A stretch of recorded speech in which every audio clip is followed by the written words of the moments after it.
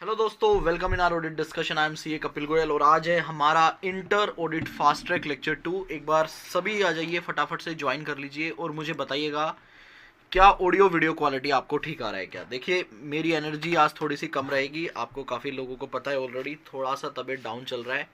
रौनक good evening, Vedansh Agarwal good evening, Vaishnavi, सृजा, प्रयाग, गणेश सोनी, अजीत पटनायक, शुभम, शुभ मिश्रा, सभी बच्चों को गुड इवनिंग। आप बताइएगा आपकी प्रिपरेशन कैसे चल रही है। और मैं एक और बात आज स्टार्टिंग में ही आप लोगों को बताना चाहूँगा, जो भी लोग इंटर ऑडिट फास्ट ट्रैक देख रहे हैं, कि आपका बैच ऑन टाइम कंप्लीट हो जाएगा। टाइम से आपका बैच कंप्लीट हो जाएगा, तो बिल्कुल भी ना घबराएं कि सर ये जो 2-3 क्लासेस पीछे मिस हुई हैं, क्या इसकी वजह से हमारा बैच डिले होगा क्या। बिल्कुल भी नहीं, हम सुबह शाम में 2-2 लेक्चर ले लेंगे लास्ट के अंदर जाके, और आपका बैच ऑन टाइम कंप्लीट किया जाएगा। तो ये एक आज की सबसे मेन क्वेरी हो सकती थी, जिसका रिप्लाई मैंने सबसे पहले कर दिया कि बैच डिले नहीं होगा, बैच आपका टाइम से ही खत्म हो जाएगा। ठीक है जी, गुड इवनिंग सभी स्टूडेंट्स को, गुड इवनिंग सभी बच्चों को मेरा बहुत ढेर सारा प्यार।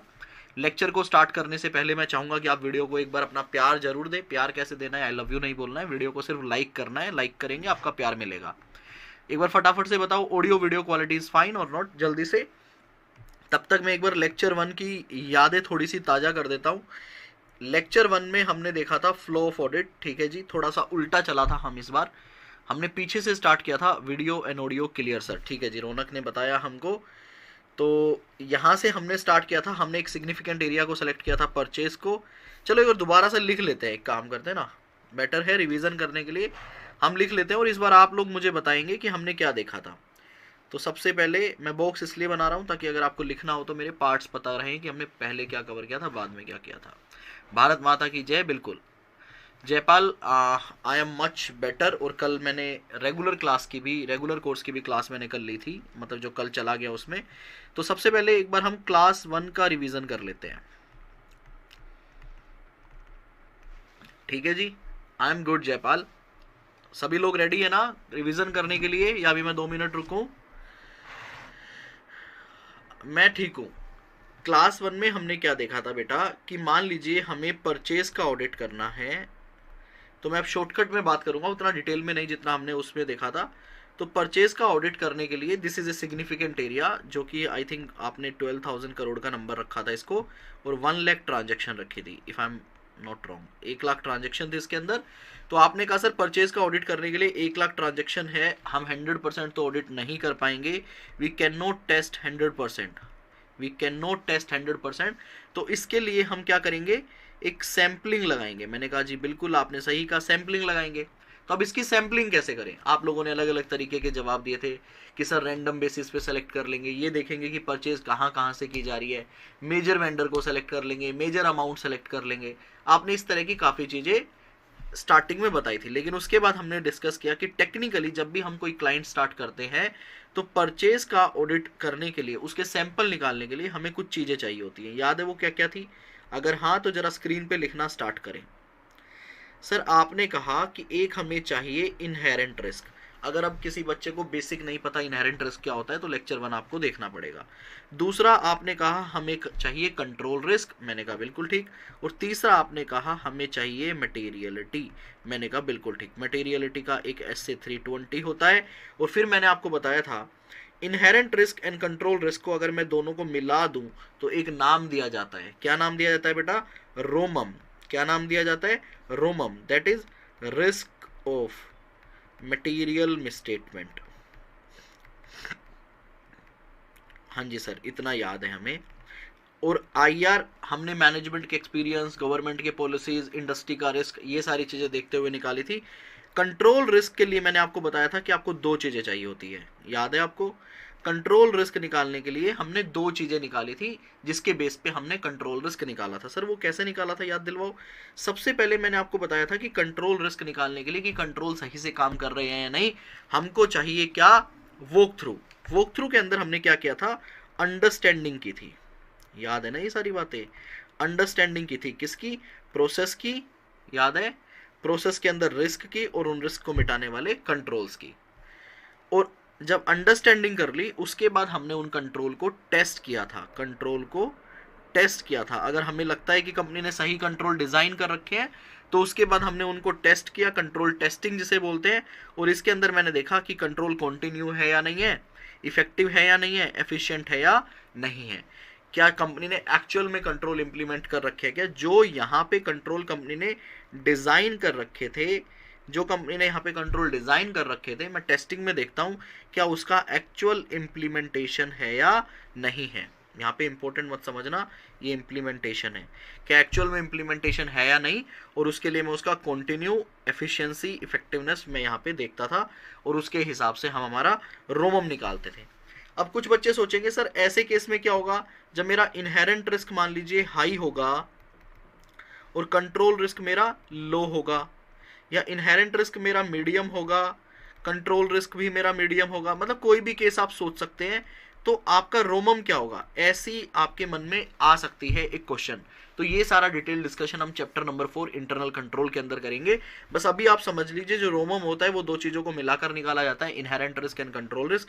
यहाँ पे ये रोमम निकल कर आ गया। और रोमम जो है वो कोई नंबर नहीं है, वो एक लेवल है। जैसे कि बताइएगा, या तो ये हाई होगा भाई, रिस्क मेरा या तो ज़्यादा है, या मेरा रिस्क मीडियम है, या मेरा रिस्क लो है। ठीक है जी, रोमम मैंने मीडियम, हाई, लो की कैटेगरी में डिवाइड कर दिया।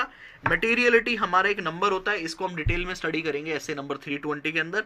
ये मान लीजिए किसी क्लाइंट के लिए 20 लाख रुपए, एक अभी मैं जनरली बात कर रहा हूँ, नंबर के फॉर्म में हम कैलकुलेट करते हैं मटेरियलिटी। ठीक है, जो ये रोमम की बात की है मैंने, रिस्क की जो बात की है ये आपको पता होगा। इसके लिए हमारा एक एसए है जो कि एसए नंबर 315 इसकी बात करता है। तो एसए 315 बात करेगा रिस्क की, एसए 320 जो है वो बात करेगा मटेरियलिटी की। सर अब आपने दोनों चीजें कैलकुलेट कर दी, अब आपने रोमम भी निकाल लिया, आपने मटेरियलिटी भी निकाल दी, अब क्या करें। फिर मैंने आपको बताया था एक कंपनी, जनरली जितनी भी बड़ी सीए फर्म्स होती हैं वो क्या करती है बेटा, एक सॉफ्टवेयर यूज करती है। अब आपके पास दोनों चीजें आ गई, यहां मैं लिख रहा हूं रोमम मान लीजिए हाई और मटेरियलिटी, दोनों चीजें निकालनी थी 20 लाख। अब आपके पास you have both the things जो आपको सैंपल निकालने के लिए चाहिए। अब आप क्या करेंगे सर, अब एक सॉफ्टवेयर होगा, अब एक सॉफ्टवेयर होगा जिसको केपीएमजी में किस नाम से जानते हैं, कोई बच्चा मुझे कमेंट करके बताएगा। सर केपीएमजी में इस सॉफ्टवेयर को जानते हैं आइडिया के नाम से। आइडिया मतलब एक सैंपल निकालने के लिए टूल है जिसको वो लोग यूज करते हैं केपीएमजी वाले सैंपल निकालने के लिए। ठीक है, ऐसे अलग अलग सीएफ हम अलग अलग सॉफ्टवेयर यूज करते हैं। तो अब इस सॉफ्टवेयर को आपको कुछ इनपुट देना पड़ेगा। इसको क्या देना पड़ेगा बेटा, कुछ इनपुट देना पड़ेगा। यहाँ पे ये आपसे अलग अलग तरह के इनपुट मांगेगा कि भैया मुझे इनपुट दो। एक काम करते हैं, यहां से मैं मिटाता हूं, ये मुझे कहेगा मुझे इनपुट दो। तो आप क्या करोगे, इसको इनपुट दोगे, आप कहोगे ले भैया सॉफ्टवेयर तेरे को बता क्या क्या चाहिए। तो आपसे वो कुछ चीजें मांगेगा, वो कहेगा मुझे इनपुट दो। वो आप बोलोगे भाई क्या चाहिए तुझे इनपुट में, वो कहेगा मुझे रोमम बताओ कितना है। तो रोमम इज आईआर और सीआर। तो आपने इसको दोनों को मिला के इसको रोमम बता दिया कि भैया रोमम हमारा हाई है। ठीक है, एक इनपुट हो गया। फिर वो आपको कहेगा चलो एक और चीज बताओ मुझे, क्या? मटेरियलिटी। तो आपने कहा लो जी सॉफ्टवेयर साहब, हमारे यहाँ पे इस क्लाइंट की मटेरियलिटी जो है वो ₹20 लाख है। एक और इसमें चीज होती है मिनिमम सैंपल। सॉफ्टवेयर आपसे पूछता है कि आप कुछ मिनिमम सैंपल चेक करना चाहते हो क्या? फॉर एग्जांपल मैं बता रहा हूँ, आपने इस सॉफ्टवेयर को रोमम दे दिया और मटेरियलिटी दे दिया। अब एक और चीज दोगे, सॉफ्टवेयर कहेगा सैंपल किसका निकालना है, क्या निकालूं, क्या कुछ तो दो, डेटा तो दो। तो आप क्या करोगे, सॉफ्टवेयर को प्रोवाइड करोगे डेटा। सॉफ्टवेयर को क्या प्रोवाइड करेंगे बेटा हम? डेटा। इसको आप पॉपुलेशन भी बोल सकते हो, ठीक है, जिस एरिया का हम लोग ऑडिट कर रहे हैं उसका कंप्लीट डेटा। तो एक बात बताओ, जब मैं इस सॉफ्टवेयर को ये डेटा दूंगा, क्या मुझे कुछ कुछ चीजों का ध्यान रखना होगा? Yes sir. क्या ध्यान रखना होगा? सर ये जो डेटा है ना, ये डेटा शुड बी कंप्लीट।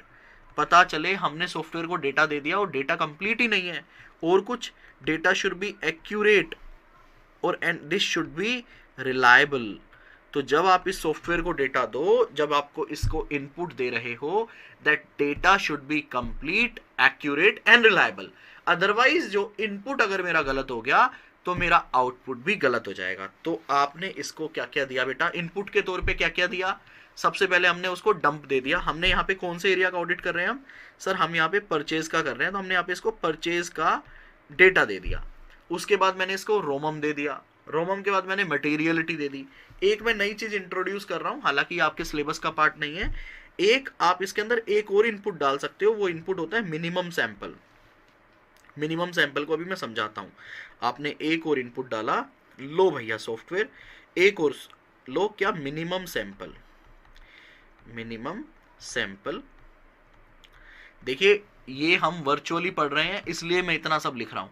अगर कोई बच्चा मेरा रेगुलर कोर्स देखता होगा, वो कहता है भैया कपिल सर तो बोलते ज़्यादा है, इतना लिखते नहीं है। लेकिन since we are connected virtually, that's why I am writing मोर।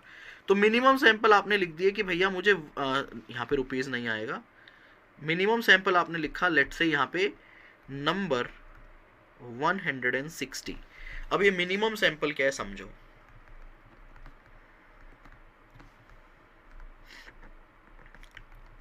आपने सॉफ्टवेयर को कितनी ट्रांजैक्शन दी बेटा? हमारे डेटा में कितनी ट्रांजैक्शन है, कितने नंबर हैं? सर 1 लाख ट्रांजैक्शन है।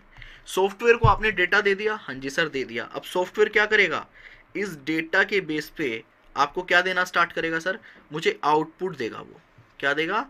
आउटपुट देगा। और आउटपुट क्या होगा? सैंपल निकाल के देगा कि भैया लो, एग्जाम्पल दे रहा हूं, आपने टोटल 1 लाख ट्रांजेक्शन दिया, ये सैंपल निकाल के दे रहा है आपको कितना? 120 ट्रांजेक्शंस। सॉफ्टवेयर ने इस पूरे डेटा को आपको दिया, आपने उसको ओके किया, उसने आपको 120 ट्रांजैक्शन निकाल के दे दी on the basis of data provided by you. आपने कहा कि यार मैंने जो डेटा दिया था ना उसके हिसाब से सॉफ्टवेयर ने मुझे कितनी ट्रांजैक्शन दी? 120। बट मैं यहाँ पे ना 120 कम है मेरे लिए, मैं एटलीस्ट मिनिमम जो ट्रांजैक्शन मेरा जो मन है ना टेस्ट करने का, वो 160 मैं चेक करना चाहूंगा minimum. That can be 200, that can be 300, that can be 500, we will not discuss on this, ठीक है। तो आपने कहा यार जो ट्रांजैक्शन में चेक करना चाहता हूं ना, I want to test 160 transactions. तो आप क्या करोगे? सॉफ्टवेयर को एक मिनिमम सैंपल दे दोगे 160। अब सॉफ्टवेयर क्या करेगा? जब वो आपके लिए सैंपल निकालेगा ना, उसने तो कितने निकालने थे? 120। लेकिन अब वो क्या करेगा? 120 ना निकालकर 40 ट्रांजैक्शन को और सेलेक्ट करेगा और आपको कितनी ट्रांजैक्शन दे देगा टेस्ट करने के लिए? 160 ट्रांजैक्शन दे देगा, क्योंकि आपने कहा कि भैया मेरे को एक मिनिमम सैंपल चाहिए था 160। अब आप मुझे कमेंट करके बताइएगा, अगर उसने 120 निकालनी थी तो उसने कितनी निकाल दी? 160। अब मान लीजिए सॉफ्टवेयर आपको निकाल के देना चाहता था 220, तो क्या इस केस में भी वो 220 से कम करके आपको 160 कर देगा, या 220 ही आपको चेक करना होगा? जरा बताइए। सर मिनिमम सैंपल का मतलब मिनिमम होता है, मतलब अगर 120 निकालता वो तो उसको 160 कर देगा, that is minimum for me. लेकिन अगर वो एक 220 दे रहा है तो उस केस में वो 220 ही सैंपल रखेगा, उसको 160 नहीं करेगा। Then I will check 220 sample, ठीक है ना। अगर वो कम देता तो वो कम से बढ़ा देता, वो कितना कर देता? 160 सैंपल कर देता, तो मैं उसको 160 सैंपल को चेक करता। अब 220 ही करेंगे, तो ये थी हमारी कल की चर्चा। मैंने इसको दोबारा से रिवाइज करवाया। मैं एक बार आपको ले जाके दिखा देता हूं कि क्या हमारा लास्ट स्टेप यही था क्या। देखिएगा, बिल्कुल नीचे में आ जाऊंगा और बिल्कुल नीचे आके, ओहो 400 सैंपल और 600 सैंपल थे, मिनिमम सैंपल की बात कर ली थी। तो मैंने क्या लिखा था कि भैया हमने डेटा, रोमम, मटेरियलिटी, मिनिमम सैंपल डाल दिया। सॉफ्टवेयर आपको या तो 400 सैंपल देगा या 600 देगा। तो यहाँ पे सैंपल निकल कर आ गए थे, तो वापस हम यहाँ पे 400 600 कर लेते हैं, 200 220 की जगह। आपने मिनिमम सैंपल कितना लिखा है भैया जी? 400 लिखा है। ये फर्स्ट क्लास के साथ लिंक हो जाएगा, इसलिए मैं यहाँ पे 400 ही लिख रहा हूँ। यहाँ पे भी 400 लिख रहा हूँ मिनिमम सैंपल, और यहाँ पे मान लीजिए 120 वो निकालने वाला था, लेकिन आपने कहा नहीं भैया मेरे को मिनिमम 400 ट्रांजेक्शन चेक करनी है। तो वो सैंपल कितने का निकालेगा? वो सैंपल आपके लिए निकालेगा 400 का। लेकिन मान लीजिए सॉफ्टवेयर ही आपको यहाँ पे मान लीजिए वो 320 निकालने वाला था आपके लिए, तो वो 320 ना निकाल कर 400 निकालेगा। लेकिन मान लीजिए सॉफ्टवेयर ही आपके लिए 600 ट्रांजेक्शन निकालना चाहता है चेक करने के लिए, तो क्या उस केस में भी वो 400 कर देगा क्या? नहीं सर, उस केस में सैंपल जो है वो 600 का ही रहेगा। Sir does IDEA software accept quantitative and qualitative data? ये सारे फीचर्स उसके अंदर होते हैं, अभी हम उस पर इतना डिटेल में नहीं जाएंगे since this is fast track. मेरा टारगेट है कि आपके सिलेबस को भी मेरे को ऑन टाइम खत्म करना है, लेकिन हाँ कंसेप्ट भी मुझे देना है साथ साथ, ये मेरा ये भी टारगेट है। तो क्या इतना आप लोगों को समझ आया क्या? एक बार मुझे फटाफट से बता दो, क्या इतना आप लोगों को समझ आया क्या? फिर हम आगे बढ़ेंगे और आज की चर्चा बहुत इंपॉर्टेंट है, ध्यान रखिएगा।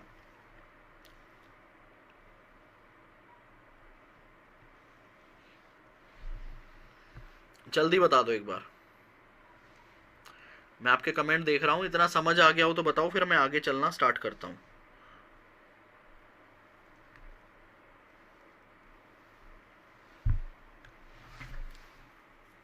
ये रिवीजन हो गया हमारा, ये हमारा हो गया रिवीजन। चलो जी, अब आज की बात करते हैं। अब हमारे पास क्या निकल के आ गई? ट्रांजैक्शन निकल कर आ गई। कितनी बेटा? जिसको हमको टेस्ट करनी है 600 सैंपल।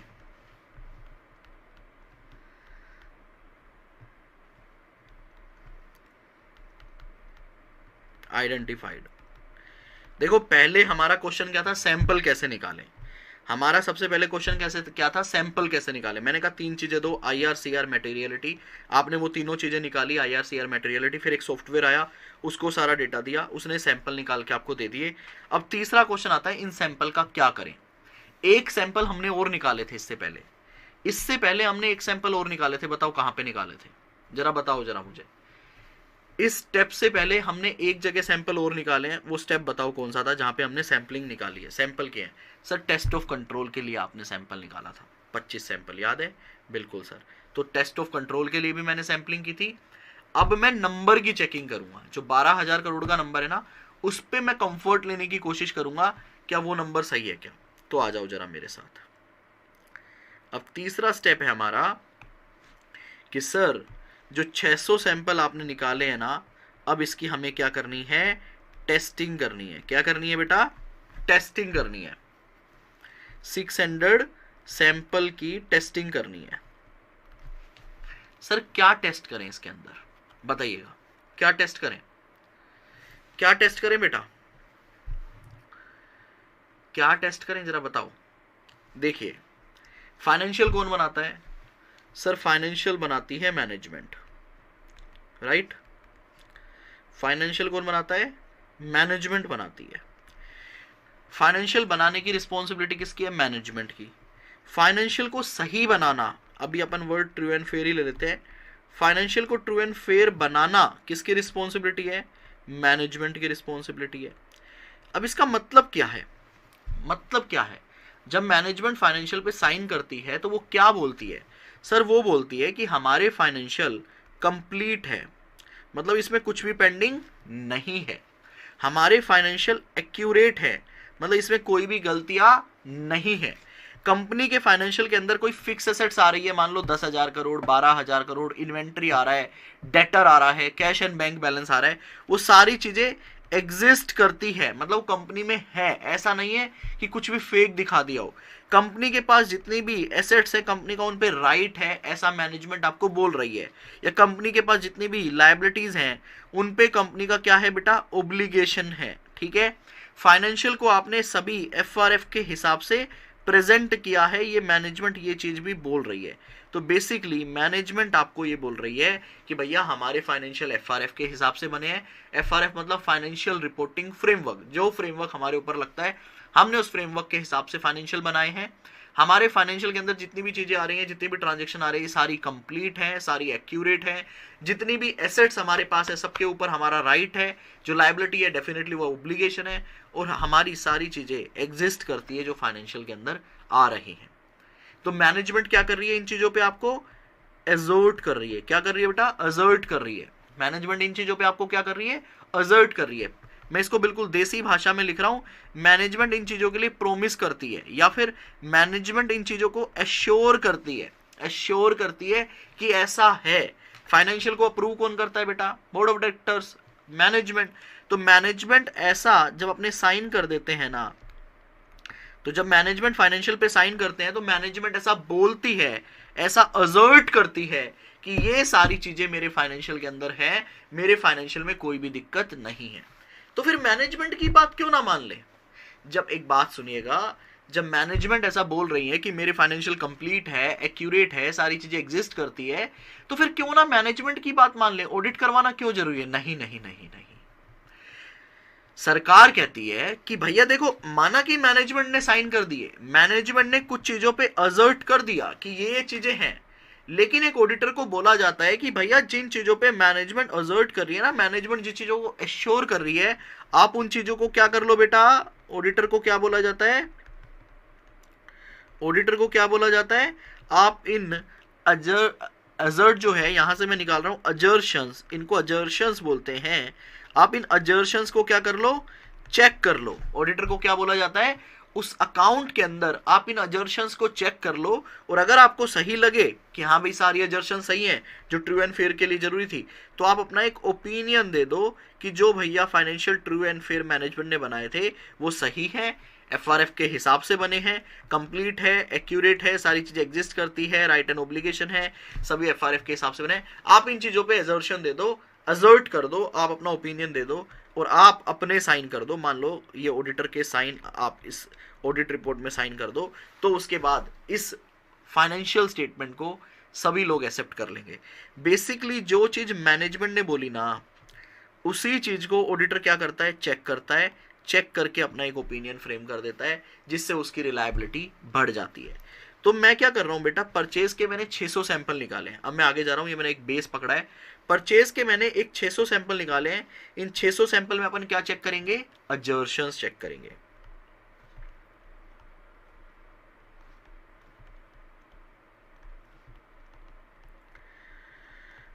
और सर ये अजर्शंस कौन सी होती है, देखिए मैं केपीएमजी का एक यहाँ पे पैटर्न है वो मैं आप लोगों के लिए यूज करता हूं, सीवोप, CEAVOP।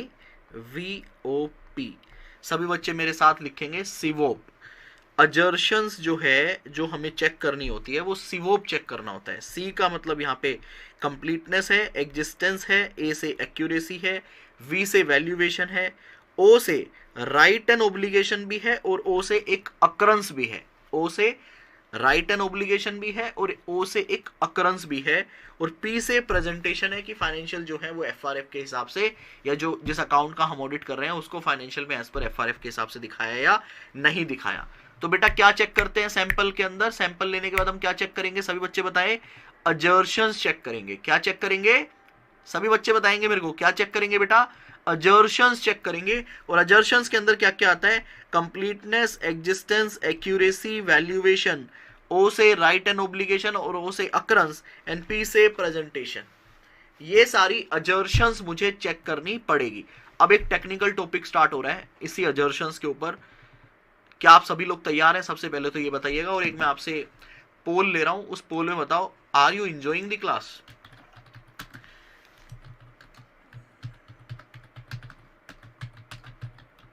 और इसके बाद एक और पोल ले रहा हूं, उस पर भी कमेंट करना।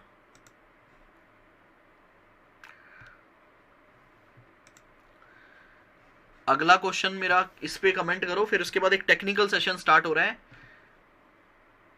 चेतन देखो क्या पूछ रहे हैं, कंट्रोल टेस्टिंग के लिए 25 सैंपल क्यों निकाले? चेतन आपने शायद लास्ट लेक्चर सही से नहीं देखा, डिटेल में बताया है। अच्छा 25 ही क्यों निकाले, वो आपको ये भी बताया है कि जब आप सीए फर्म में जाओगे तो वहां पे आपको वहां का मैनुअल पढ़ना पड़ेगा। केपीएमजी 25 बोलता है। ठीक है जी, क्या यहां तक आपको समझ आया?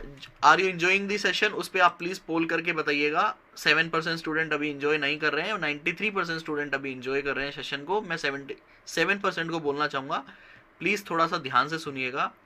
और अगर आप फर्स्ट टाइम ये मेरे फास्ट ट्रैक अगर आप ऑडिट में फर्स्ट टाइम देख रहे हैं तो आपको कुछ नहीं समझ आएगा, बल्कि मुझे ऐसा लगता है आप इस सब्जेक्ट से ज़्यादा डर जाएंगे कि ये सब्जेक्ट कितना टिपिकल है, ये सब्जेक्ट कितना टेक्निकल है। तो अगर कोई बच्चा फर्स्ट टाइम मेरे फास्ट ट्रैक के लेक्चर देख रहा है ना, मतलब उसे ऑडिट की पहले कोई नॉलेज नहीं है, गलती से भी ये गलती मत करना। मैं क्या बोल रहा हूँ, गलती से भी ये गलती मत करना। रेगुलर कोर्स लेना, चाहे एक दिन में आप 2 लेक्चर देख लो, सेम टाइम पे फास्ट ट्रैक वाले टाइम पे आप कोर्स कंप्लीट कर लोगे। बट फर्स्ट टाइम अगर आप फास्ट ट्रैक देख रहे हो तो आप गलती कर रहे हो, क्योंकि बहुत टेक्निकल सब्जेक्ट है और मैं इसको बहुत टेक्निकल लेवल पे उठा के पढ़ा रहा हूँ। मैं ऐसा बिल्कुल नहीं मान के चल रहा कि आपको कुछ नहीं आता, मैं मान के चल रहा हूँ आपने पढ़ा हुआ है और आप मेरी चीज़ों को, मेरे सारे बातों को आप रिलेट कर पाएंगे। ठीक है, तो अगर आप फर्स्ट टाइम पढ़ रहे हो तो आप अपना ध्यान भैया खुद रखें, मैं आपका ध्यान नहीं रख पाऊंगा फर्स्ट टाइमर का। हाँ, कोई बच्चा ऐसा है जिसके बहुत ग्रुप पेंडिंग है और जिसने आज तक ऑडिट नहीं पढ़ा, उसके बाद टाइम ही नहीं है, वो स्टूडेंट अपना रिस्क लेके पढ़ सकता है। उसे समझ आ रही है बातें फिर तो बहुत अच्छी बात है, then you can continue. But अगर समझ नहीं आ रही है तो फिर आपको अपना डिसाइड करना पड़ेगा कि आपको क्या करना है। अब मैं एक टेक्निकल डिस्कशन स्टार्ट कर रहा हूँ, ध्यान से सुनिएगा। ठीक है जी, मैं स्टार्ट कर रहा हूँ। अब ये 600 सैंपल जो हमारे निकले थे, हम किसका ऑडिट कर रहे हैं? परचेज का। तो अब क्लाइंट को क्या बोलोगे कि भैया ये 600 सैंपल लो, हमने आपको 600 सैंपल की लिस्ट दे दी, ये लो लिस्ट लो 600 सैंपल की। आपने 600 सैंपल निकाल लिए, एक्सेल शीट में डाल दिए 600 सैंपल, और क्लाइंट को बोल दिया भैया इन 600 सैंपल के हमको डॉक्यूमेंट्स दे दो, परचेज के डॉक्यूमेंट। तो वो आपको क्या देगा? परचेज प्रोसेस याद करो, वो आपको रिक्वेस्ट देगा। ठीक है जी, वो आपको परचेज का पीओ दे देगा। ठीक है भाई, परचेज ऑर्डर दे देगा, वो इनवॉइस दे देगा कि भैया ये इनवॉइस है हमने जो माल खरीदा था। वो जब माल गेट के अंदर आया था तो गेट एंट्री दे देगा। उसके बाद जो माल का क्वालिटी अप्रूव हुआ था, क्वालिटी अप्रूवल रिपोर्ट दे देगा। फाइनेंस डिपार्टमेंट ने जो पेमेंट की थी, वाउचर बनाया था और जो एंट्री पास की थी, उसका बिल दे देगा, मतलब उसकी वाउचर दे देगा। पेमेंट का प्रूफ दे देगा कि भैया पेमेंट हो चुकी है। तो ये 7-8 डॉक्यूमेंट वो हर एक सैंपल के अगेंस्ट, हर एक ट्रांजैक्शन के अगेंस्ट आपको पकड़ा देगा। ठीक है, एक बार अगर आपने पढ़ रखा है तो बहुत है, अगर आपको बेसिक आइडिया है, अगर आपको मेरी बातें समझ आ रही है ना, तो फिर आप कंटिन्यू करते रहो। इसका मतलब फिर आप कंटिन्यू करने के लायक हो। अगर आपको मेरा जो अभी समझा रहा हूं ना मैं 3 क्लासेस के बाद, अगर आपको लगे कि भाई मेरे को नहीं समझ आया, तो फिर आपको रेगुलर पे शिफ्ट होना पड़ेगा। अगर आपको मेरी 3 फास्ट ट्रैक की क्लासेस समझ आ जाती है तो इससे टेक्निकल मैं कुछ नहीं पढ़ाऊंगा, इसका मतलब फिर आपके लिए ठीक है। तो ये 7 से 8 डॉक्यूमेंट, ध्यान से सुनिएगा। आपने एक सैंपल दिया, आपने 600 सैंपल दिए, लेकिन एग्जांपल अपन एक से लेते हैं। आपने कोई एक सैंपल क्लाइंट को दिया, क्लाइंट ने आपको उसके अगेंस्ट उसका request, quotation, purchase order, invoice, gate entry, quality, finance का वाउचर, पेमेंट, ये सारे डॉक्यूमेंट आपको दे दिए। अब आप उन डॉक्यूमेंट को चेक कर रहे हो, आपस में मिला रहे हो कि सारी चीजें ठीक है क्या, एंट्री सही पास हुई है क्या, खर्चा सही बुक हुआ है क्या, जिस पीरियड का खर्चा था उसी में बुक हुआ है क्या, खर्चा है तो परचेज सही बुक हुई है क्या। तो आप उन सैंपल के बेस पे मैनेजमेंट ने आपको डॉक्यूमेंट्स दे दिए, अब आप उन डॉक्यूमेंट को वेरीफाई कर रहे हो। तो जरा आप मुझे ध्यान से सोचकर बताइएगा, आपको ये वाली अजर्शन वेरीफाई करनी है, कौन सी? सीवोप, CEAVOP। सी का मतलब मेरा कंप्लीटनेस से है, ई का मतलब एग्जिस्टेंस से है, ए का मतलब एक्यूरेसी से है, वी का मतलब वैल्यूएशन है बेटा, ओ का मतलब, ओ के साथ ओब्लिगेशन तो मतलब राइट भी आएगा, और ओ का मतलब अकरेंस भी है। तो 3 आते हैं क्या? Right and obligation, right asset के लिए, ओब्लिगेशन लायबिलिटी के लिए, और ओ का मतलब यहां पे अकरेंस से भी है, और पी का मतलब प्रेजेंटेशन, कि भैया जो फाइनेंशियल में जिस तरह से वो एरिया प्रेजेंट होना चाहिए था उस तरह से आपने किया या नहीं किया। तो मुझे ये बताओ आप, क्या जो मेरे पास एक सैंपल के पेपर आए हैं, एग्जिस्टेंस का मतलब होता है वो चीज एग्जिस्ट करती है, ठीक है, कुछ बच्चे पूछेंगे अभी।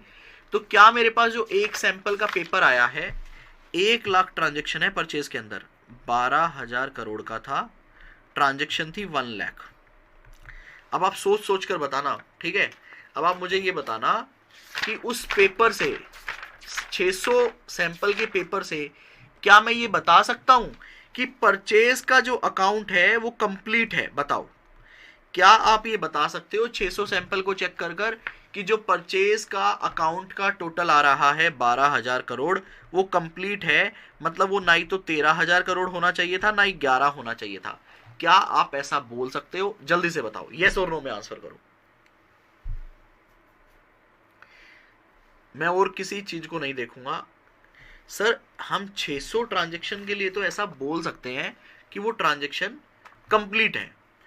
अब देखिए, मैंने 1 लाख ट्रांजेक्शन में से 600 सैंपल निकाले थे, 1 लाख ट्रांजेक्शन में से मैंने 600 निकाले थे।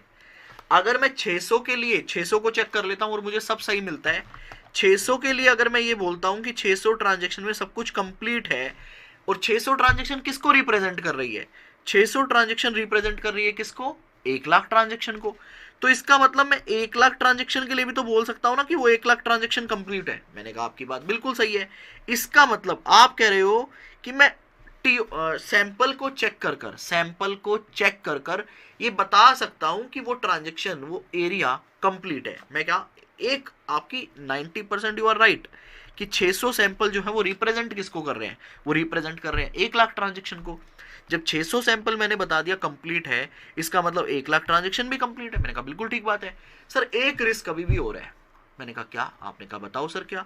मैंने कहा ऐसा हो सकता है ना, जो 1 लाख ट्रांजेक्शन है यहां पे कुछ ट्रांजेक्शन रिकॉर्ड ही ना हुई हो, यहां पे कुछ ट्रांजेक्शन रिकॉर्ड ही ना हुई हो, तो उन्हें क्या बोलते हैं?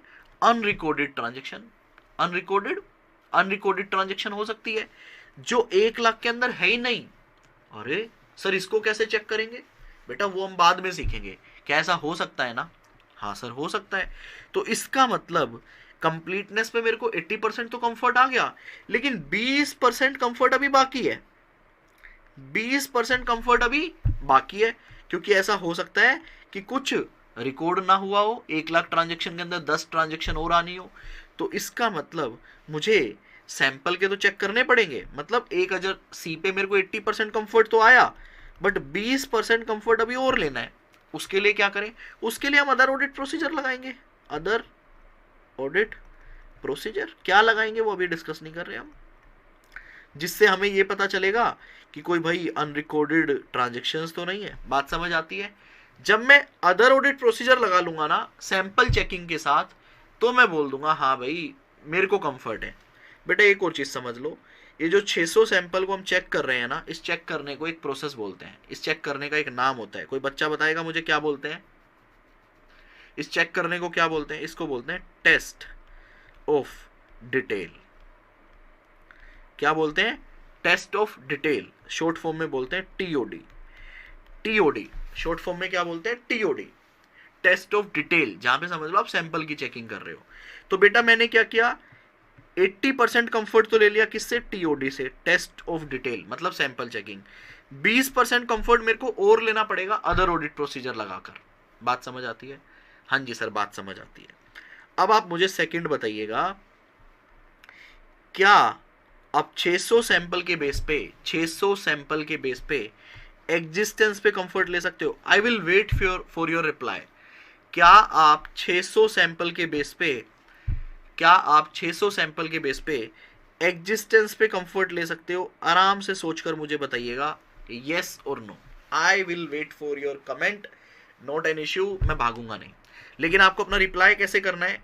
सी जैसे आपने लिखा यस, ई यस और नो, जो भी आपका आंसर हो, ऐसे अजर्शन के सामने आप अपना आंसर देंगे।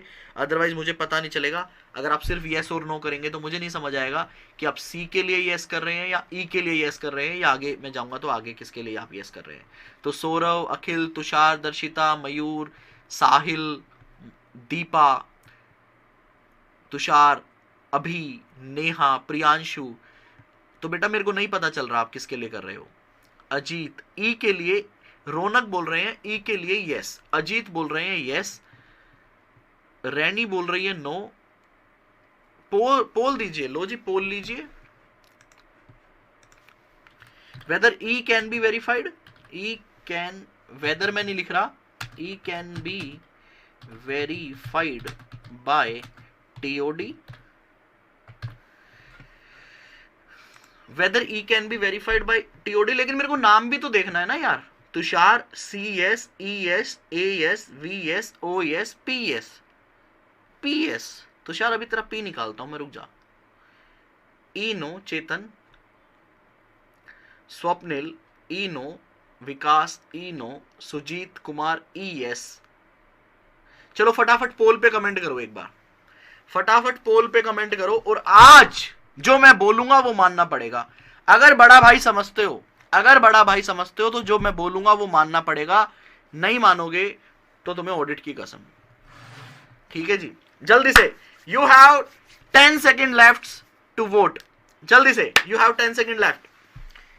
ई can be verified by TOD. तुम्हारी तो लो जी, 70% बच्चों ने दिया है गलत जवाब, 70% भारतीयों ने दिया है गलत जवाब। अब भैया ध्यान से सुनना भाई, मैं भावुक नहीं होऊंगा, मेरी तबीयत खराब है, मैं दोबारा तबीयत बढ़ जाएगी, खराब हो जाएगी, बीपीआई हो गया तो।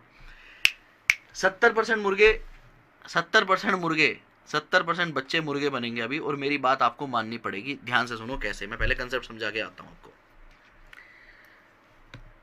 सबसे पहले मुझे बताओ ई का मतलब क्या है, कमेंट करो। ई का मतलब क्या है, सही बताओ मुझे बच्चे। ई का मतलब क्या है?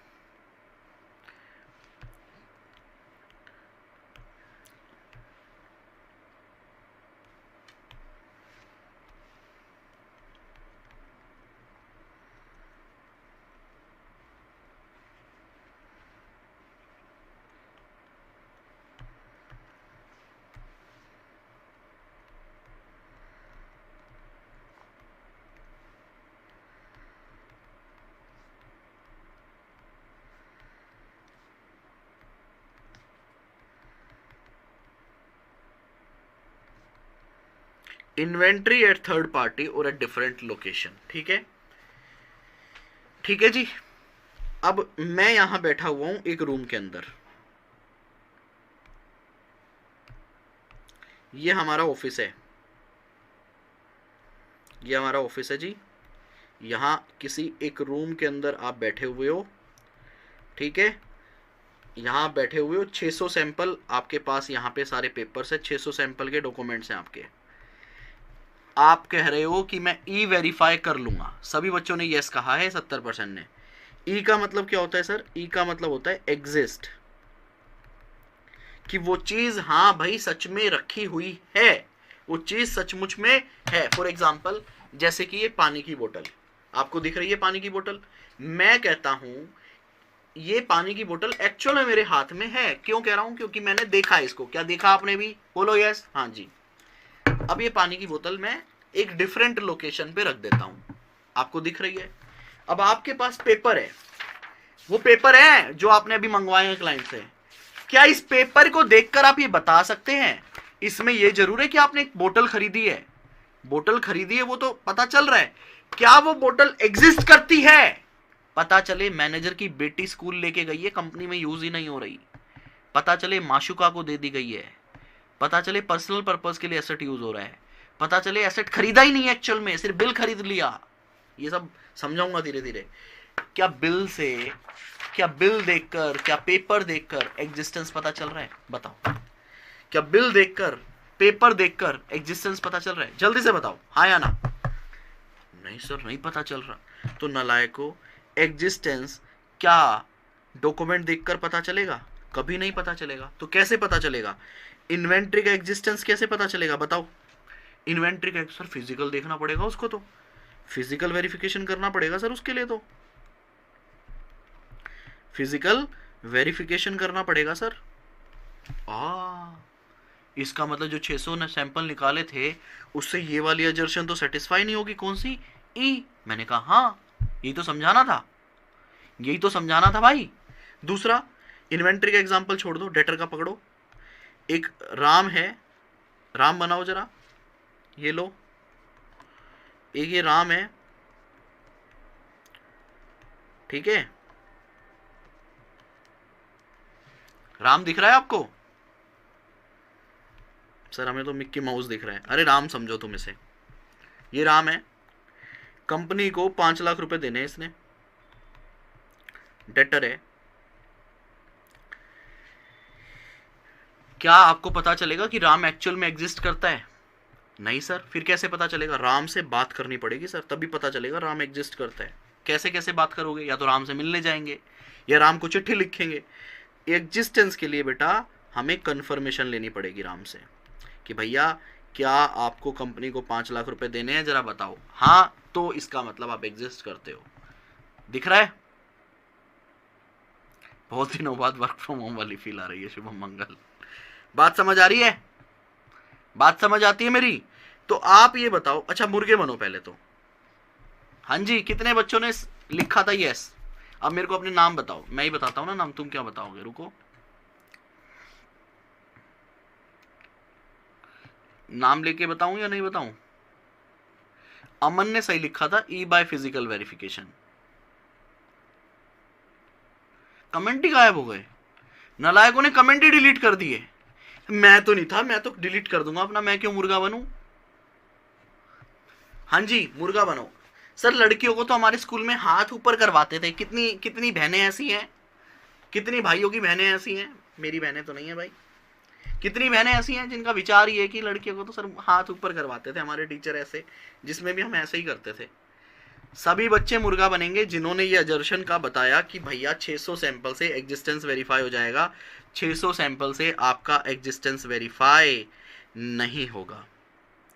होगा क्या? बताओ जरा, होगा क्या? क्या होगा? एग्जिस्टेंस वेरीफाई, जल्दी बताओ। क्या 600 सैंपल से एग्जिस्टेंस वेरीफाई होगा? बिल्कुल नहीं होगा। हाथ ऊपर कर लो भैया। नहीं नहीं, हाथ ऊपर नहीं, सॉरी, मुर्गे बन जाओ। लड़कियां भी मुर्गा बनेंगी। तुमने कहीं दूसरी जगह बोला है कि सर लड़कों को थोड़ा ज्यादा दे दो, कोई बात नहीं, हमें थोड़ा कम दे दो। हर जगह बराबर हो ना तुम। मुर्गा बनो बेटा, आजकल कोई बहाने नहीं चलेंगे तुम्हें। मुर्गा बन जाओ, मोबाइल नीचे रख लो, लैपटॉप नीचे रख लो, सब दिखेगा तुम्हें, कोई दिक्कत नहीं। और अगर किसी के मम्मी पापा अगर ये वीडियो देख रहे हो ना, तो अंकल जी आंटी जी, मैं आपसे रिक्वेस्ट करना चाहूंगा, एक छड़ी ले आओ और मारो पीछे। इसके आज मारोगे तो इसको याद रहेगा कि टीओडी से एग्जिस्टेंस वेरीफाई नहीं होता। सभी बच्चे मुर्गा बन के बोलेंगे टीओडी से एग्जिस्टेंस वेरीफाई नहीं होता। मुर्गा बन के कुकड़ू को नहीं बोलना है, मुर्गा बन के कुकड़ू को नहीं बोलना है। मुर्गा बन के क्या बोलना है? मुर्गा बन के बोलना है टीओडी से एग्जिस्टेंस वेरीफाई नहीं बोलना। ठीक है, तो इसके लिए क्या करना पड़ेगा? सर इसके लिए तो अदर ऑडिट प्रोसीजर लगाने पड़ेंगे। Other audit procedure. बात समझ आती है? हालांकि आपको पता है अदर ऑडिट प्रोसीजर के अंदर क्या क्या आएगा, फिजिकल वेरिफिकेशन और कंफर्मेशन जैसे ऑडिट प्रोसीजर आएंगे, लेकिन हम बाद में डिस्कस करेंगे। ओके जी, क्या एक्यूरेसी पता चलेगी कि भैया प्लस माइनस ठीक है क्या? हाँ सर, वो काफी हद तक हमें पता चलेगी कि 600 सैंपल अगर सही तरीके से रिकॉर्ड हुए हैं, टैक्स की वर्किंग सही है, तो मतलब बाकी भी सही है, एक्यूरेसी पता चल रही है। क्या वैल्यूएशन पता चलेगा क्या? बताओ, 600 ट्रांजैक्शन को चेक करने के बाद क्या वैल्यूएशन पता चलेगा क्या? अब वी के सामने यस और नो लिखो जल्दी से। और मेरे को ये भी बताओ कौन कौन मुर्गा बना है।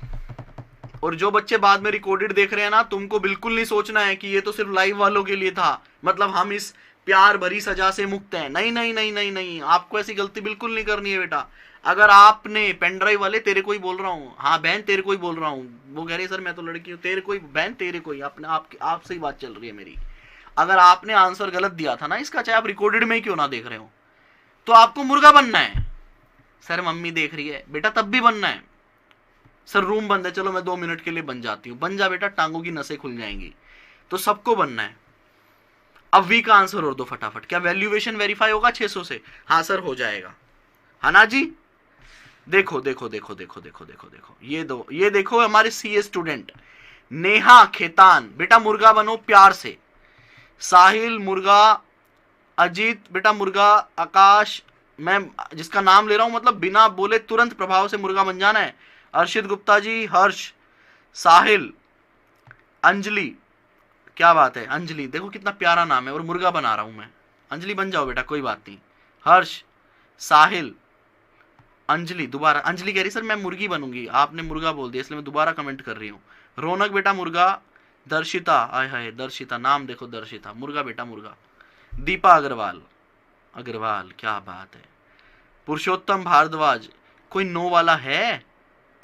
सारे बच्चे लाइन से मुर्गे बन जाओ, आज तुमको काटना है आज मैंने।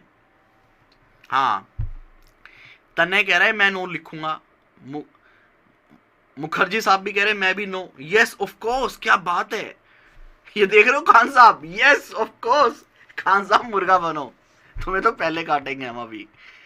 देखो एक बात सुनना, 600 सैंपल आपने ले लिए, अब समझो चर्चा, जैसे मैंने आपको एग्जिस्टेंस के लिए समझाया ना, ये हमारा एग्जिस्टेंस था बेटा, समझ लो। देखो मजे मजे में एग्जिस्टेंस के टीओडी से वेरीफाई होगा? बिल्कुल नहीं होगा। अब अगला और लो, समझो आप प्यार से समझो। देखो टेक्निकल कंसेप्ट अगर मैं मजाक मजाक में समझा दूं ना तो इससे बढ़िया कुछ हो ही नहीं सकता मेरे लिए। मजाक मजाक में अगर हम, हाँ बेटा सिद्धार्थ उठ जा, पैर में दर्द हो गया सर, पैर में दर्द, उठ जा बेटा, कल विटामिन डी और अपना B12 चेक करवा के आइयो, इतना जल्दी पैर में दर्द हो गया तो। अब देखो वैल्यूएशन, क्या टीओडी से वेरीफाई होगा? 90% बच्चे बोल रहे हैं जी हो जाएगा। मैं कह रहा हूं 90% बच्चे मुर्गा बने। ध्यान से सुने, आपने क्या निकाले हैं? 600 सैंपल। 600 सैंपल कहां से निकले हैं सर? ड्यूरिंग द ईयर, मतलब 1 अप्रैल टू 31 मार्च में 1 लाख ट्रांजैक्शन थी, उस 1 लाख ट्रांजैक्शन में से हमने 600 सैंपल निकाल दिए। आप कह रहे हो मैं वैल्यूएशन बता दूंगा। अच्छा बेटा एक बात बता, वैल्यूएशन जो होता है वो ईयर एंड पे होता है या ड्यूरिंग द ईयर करोगे? और अगर ईयर एंड पे होता है तो जो इन्वेंट्री परचेज की होगी, तो जो बैलेंस इन्वेंट्री है उसका होगा या ड्यूरिंग द ईयर की का होगा? बताओ जरा, जो बैलेंस इन्वेंट्री है उसका होगा या ड्यूरिंग द ईयर का होगा? ओह सर ये तो मैं भूल ही गया था, 31 मार्च को जो बैलेंस बचेगा ना उसका मैं वैल्यूएशन चेक करूंगा। 600 सैंपल तो हो सकता है हमने अप्रैल के खरीदे हो और वो मई में खत्म हो गया हो सामान, जून का सामान हो जुलाई में खत्म हो गया हो, अगस्त का हो सितंबर में खत्म हो गया हो।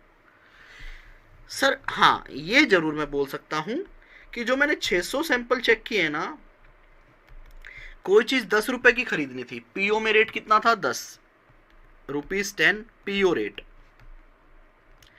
एक्चुअल में क्या माल 10 रुपए के हिसाब से ही खरीदा क्या? 10 क्वांटिटी आई है, 100 रुपए का ही बिल है क्या? हाँ जी। तो ये वैल्यू हमने चेक कर ली, तो ये भी तो एक वैल्यूएशन है, एक्यूरेसी बोलता हूं हालांकि मैं तो इसे, दिस इज एक्यूरेसी। तो ये वाला वैल्यूएशन ट्रांजैक्शन का तो ठीक है, लेकिन जो मेन वैल्यूएशन होगा जिसको आप AS2 बोलते हो इन्वेंट्री का, वो तो बेटा किसका होगा? ईयर एंड का। ये किसका होगा बेटा? ईयर एंड का होगा। बेटा जब तक मैं नींव मजबूत नहीं करूंगा तो मैं कैसे बिल्डिंग खड़ी कर दूंगा? तो चाहे रेगुलर कोर्स हो चाहे फास्ट ट्रैक कोर्स हो, मेरे को फाउंडेशन तो स्ट्रॉन्ग करना पड़ेगा ना। तो एक बात बताओ, 600 सैंपल से क्या वैल्यूएशन वेरीफाई कर दोगे? अगर मैं बात करूं ट्रांजैक्शन का सिर्फ, तो आप कह रहे हो हाँ जी, लेकिन वैल्यूएशन तो मेन किसका होता है? बैलेंस का होता है, उसका नहीं। तो इसके लिए क्या करना पड़ेगा? अदर ऑडिट प्रोसीजर लगाने पड़ेंगे।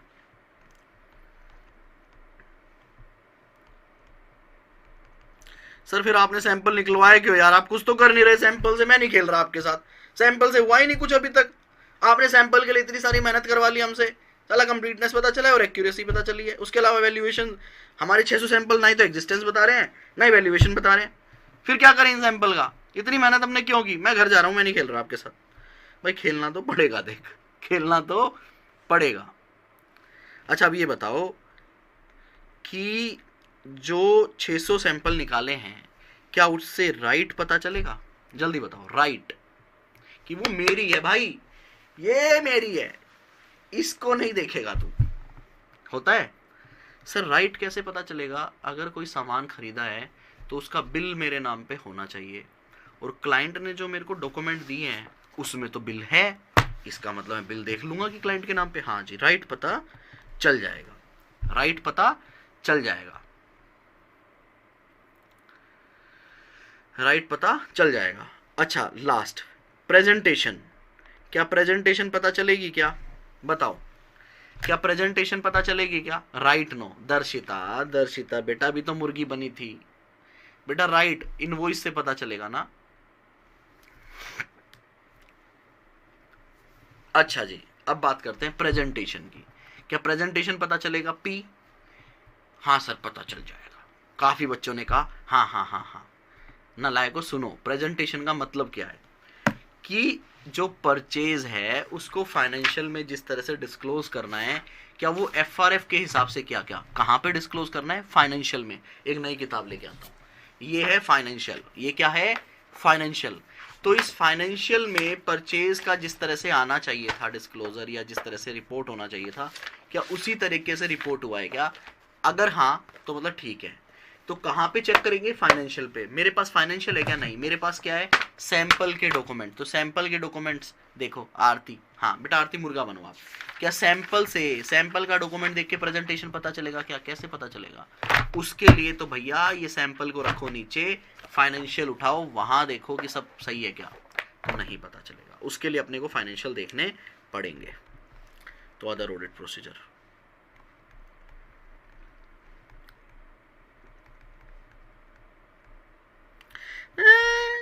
ये क्या है? ये क्या है सर? टीओडी ने तो कुछ किया ही नहीं। सी पे कंफर्ट दिया, ए पे कंफर्ट दिया, और आर पे कंफर्ट दिया, कार ही बनी है। तो हमने तो हवाई जहाज लेनी थी। बात समझ आ रहा है? बात समझ आ रहा है क्या? हाँ जी सर। तो आप एक बात बताओ बेटा, क्या 600 सैंपल को चेक करके आपको बताना है वेदर, मैं लिख लेता हूँ क्योंकि मेरे पास जो बच्चे हैं वो बेचारे अभी भगवान ने ना उनको एक झटका दिया है, तो मैं नहीं चाह रहा उनको अगली बार झटका मिले, इसलिए मैं लिख रहा हूँ whether after checking of 600 samples या फिर transaction documents, can we say that our audit of purchase is done। बताओ, क्या हम बोल सकते हैं कि after this 600 sample checking our audit of purchase is done? हमारी शायद मोदी जी लेकर चल रहे हैं सर, आप कैसी बातें कर रहे हो? Thank you sir, thank you. This is technical concept, that why fun is very requirement में बोल सकता हूँ, अदरवाइज आप लोग कहोगे सर कितना भारी ज्ञान दे दिया। बताओ, whether after checking of 600 sample transactions can we say our purchase is done? चलो मैं इस पे ना आपको ऑप्शन देता हूँ, ये लो मेरे पारे बाबू, पारे पारे बाबू। Whether all assertions are satisfied. क्या सारी assertion सेटिस्फाई हुई क्या बच्चे? नहीं सर, नहीं हुई। तो how you can say our audit is done? हम कैसे बोल सकते हैं कि हमारा ऑडिट कंप्लीट हो गया? Obviously not. तो इसका मतलब हमें क्या करना पड़ेगा ऑडिट कंप्लीट करने के लिए? सर हमें टीओडी तो करना ही पड़ेगा, मतलब सैंपल चेकिंग। इससे हमारी कुछ अजर्शन जो कि क्या थी, कंप्लीटनेस, एक्यूरेसी, राइट, सेटिस्फाई हो जाएंगी। प्लस हम अदर ऑडिट प्रोसीजर लगाएंगे, अदर ऑडिट प्रोसीजर लगाएंगे जिससे मैं सेटिस्फाई करूंगा अपनी बैलेंस अजर्शन को, जो कि क्या क्या थी बेटा? CEAVOP। तो सारी CEAVOP कंप्लीटनेस सेटिस्फाई हो गई। यहां पे देखो, completeness, accuracy, right and obligation, तो राइट, एसेट का क्या था तो राइट, ठीक है। उसके बाद एग्जिस्टेंस, वैल्यूएशन, प्रेजेंटेशन। कुछ अजर्शन तो हमने टीओडी से कर ली, कुछ बेटा टेस्ट ऑफ कंट्रोल पीछे चला गया, पुष्पार्थ भारद्वाज जी, कॉम्प्लायंस प्रोसीजर बहुत पीछे चला गया, अब गलत हो अभी इस पॉइंट ऑफ टाइम पे, test of control is not the right answer, other audit procedure. तो हमने क्या किया, टीओडी किया प्लस अदर ऑडिट प्रोसीजर लगाकर all assertions are satisfied.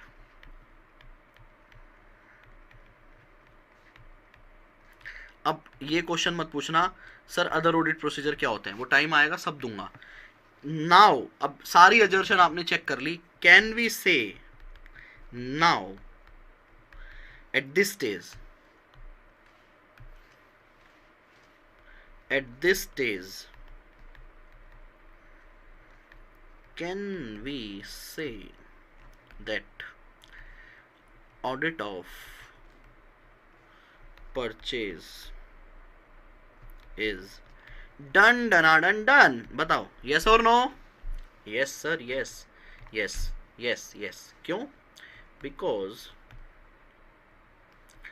all the relevant assertion, ये relevant assertion टेक्निकल हो गया, बाद में समझूंगा, लिख लो बस अभी, relevant assertions are satisfied।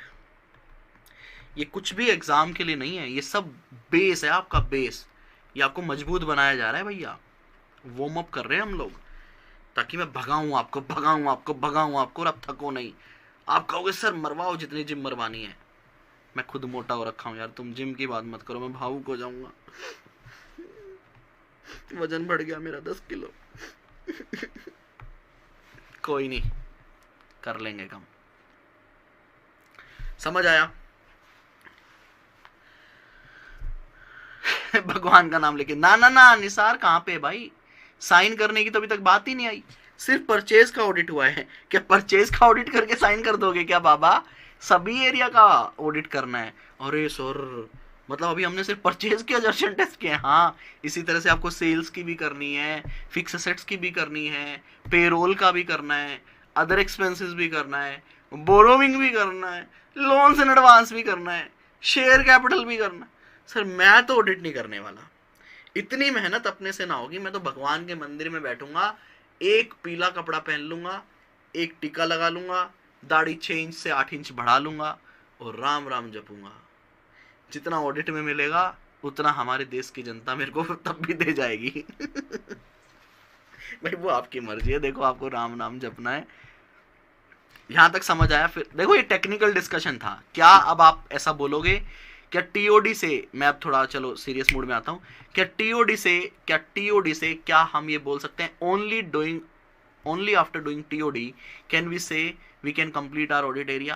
No, we can say we can complete our purchase audit area after applying TOD as well as other audit procedure। कुछ दूसरे ऑडिट प्रोसीजर लगाने पड़ेंगे, उसके बाद सारी अजर्शन टेस्ट होंगी, देन मैं बोल सकता हूं कि भैया मेरा वो एरिया कंप्लीट हो गया। देखो मैंने आपको पूरा फ्लो समझा दिया मजाक में। हमने स्टार्टिंग की थी कहाँ से? कल की क्लास, मतलब पिछली क्लास से लिंक है ये वाली क्लास। अगर इतना आपको समझ आया हो तो मैं एक टेक्निकल डिस्कशन स्टार्ट करूंगा अजर्शन के ऊपर। आपकी इजाजत चाहिए, जरा इजाजत दे दो फटाफट से। ये लिखना चाहोगे क्या? मैं आप कोई भी मैं आपको नोट शेयर नहीं करूंगा क्लास के। लास्ट क्लास में आप लोगों ने मुझसे शेयर करवा लिए थे। अगर आप लिखना चाहो तो क्लास के बाद पोस्ट करके लिख लेना। ये रिवीजन करवाया था, मैं लिख देता हूँ यहाँ पे step, this is step number 1 आज की क्लास का, ठीक है। फिर ये मैंने सैंपल निकालने समझाए थे आपको, स्टेप नंबर 2 कि कैसे सैंपल निकलते हैं। फिर सैंपल निकल के आ गए तो कुछ बेस बताया मैंने आपको कि किस तरह से ये फ्लो करता है। मेन काम यहाँ पे हुआ था कि कोई अजर्शन क्या सभी पे काम करेगी क्या, स्टेप नंबर 4, ठीक है। फिर यहाँ पे हमने एक टेस्ट कर लिया कि हमारा एरिया कंप्लीट हुआ क्या, स्टेप नंबर 5। लेकिन कुछ अजर्शन मैंने आपको सेपरेटली समझाई थी कि एक तो टीओडी से एग्जिस्टेंस नहीं श्योर होगा, तो ये स्टेप नहीं है, स्टेप ए बोल लेते हैं इसको, ठीक है। और फिर वैल्यूएशन भी नहीं होगा। वैल्यूएशन सिर्फ ट्रांजैक्शन का आप कर सकते हो, लेकिन हमें ईयर एंड पे देखना होता है वैल्यूएशन। स्टेप बी, इजाजत है, इरशाद। लो जी करते हैं फिर। अब आ जाओ रेगुलर बैच में, audit of item of financial statement chapter. लो जी चैप्टर नंबर 12 की शुरुआत हो गई। बोलो जय श्री राम। चैप्टर नंबर 12 की शुरुआत हो गई। कोई बच्चा सोच रहा होगा चैप्टर 1 स्टार्ट होगा, आज तो मजा आएगा। सर ने तो चैप्टर 12 उठवा दिया फास्ट ट्रैक में। कौन सा चैप्टर है बेटा, बोलो जरा, कौन सा चैप्टर?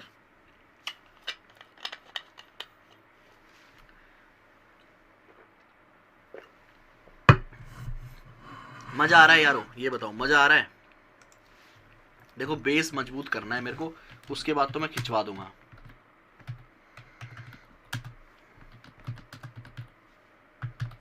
और एक इंपॉर्टेंट बात और, मार्केटिंग करते हैं थोड़ी सी। आई होप आप सभी ने एडमिशन ले रखा है फास्ट ट्रैक के बैच में। कल यूट्यूब पे लास्ट क्लास आएगी फास्ट ट्रैक की, मतलब 3 लेक्चर यूट्यूब पे आएंगे फास्ट ट्रैक के। उसके अलावा अगर आपको मेरे साथ माहौल बनाना है, मेरे साथ अपना रिवीजन करना है, मेरे साथ अपना इंटर ऑडिट मजबूत करना है, उससे प्यार करना है, उसको सीखना है, उसको समझना है कि रियल में कैसे फ्लो करता है, तो आप CAindia.org से, मैं वेबसाइट का नाम लिख रहा हूँ, CAindia.org या www, ठीक है, CAindia.org पे जाके फास्ट ट्रैक बैच के अंदर आप अपना एनरोलमेंट कर सकते हैं, ठीक है।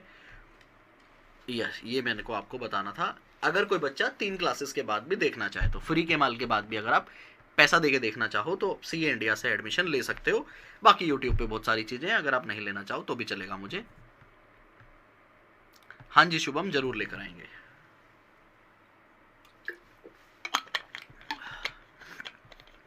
टाइमिंग अजीत अभी हमें खुद को नहीं पता, या तो दोपहर में 2 से 4 या रात को 8 से 10, जैसा हमारे एनरोलमेंट वाले स्टूडेंट बोलेंगे ना वैसा करेंगे। जिस तरह से हमारे स्टूडेंट जो एनरोल्ड होंगे ना उनके हिसाब से चलेगा। वो 2 बजे बोलेंगे 2 बजे, वो बोलेंगे सर सुबह भी लेंगे 6 बजे तो 6 बजे ले लेंगे, वो कहेंगे रात को 8 बजे 8 बजे, बच्चों के हिसाब से सेशन चलेगा। क्योंकि मेरा रेगुलर बैच खत्म हो गया है, एक क्लास बची है वो कल है, तो मैं पूरे दिन अब फ्री हूँ। फ्री मतलब बिजनेस तो करना ही है, वो एक अलग चीज़ है, लेकिन बच्चों के हिसाब से एक बैच ले सकता हूँ। हाँ जी मंगल जी लेकर आएंगे।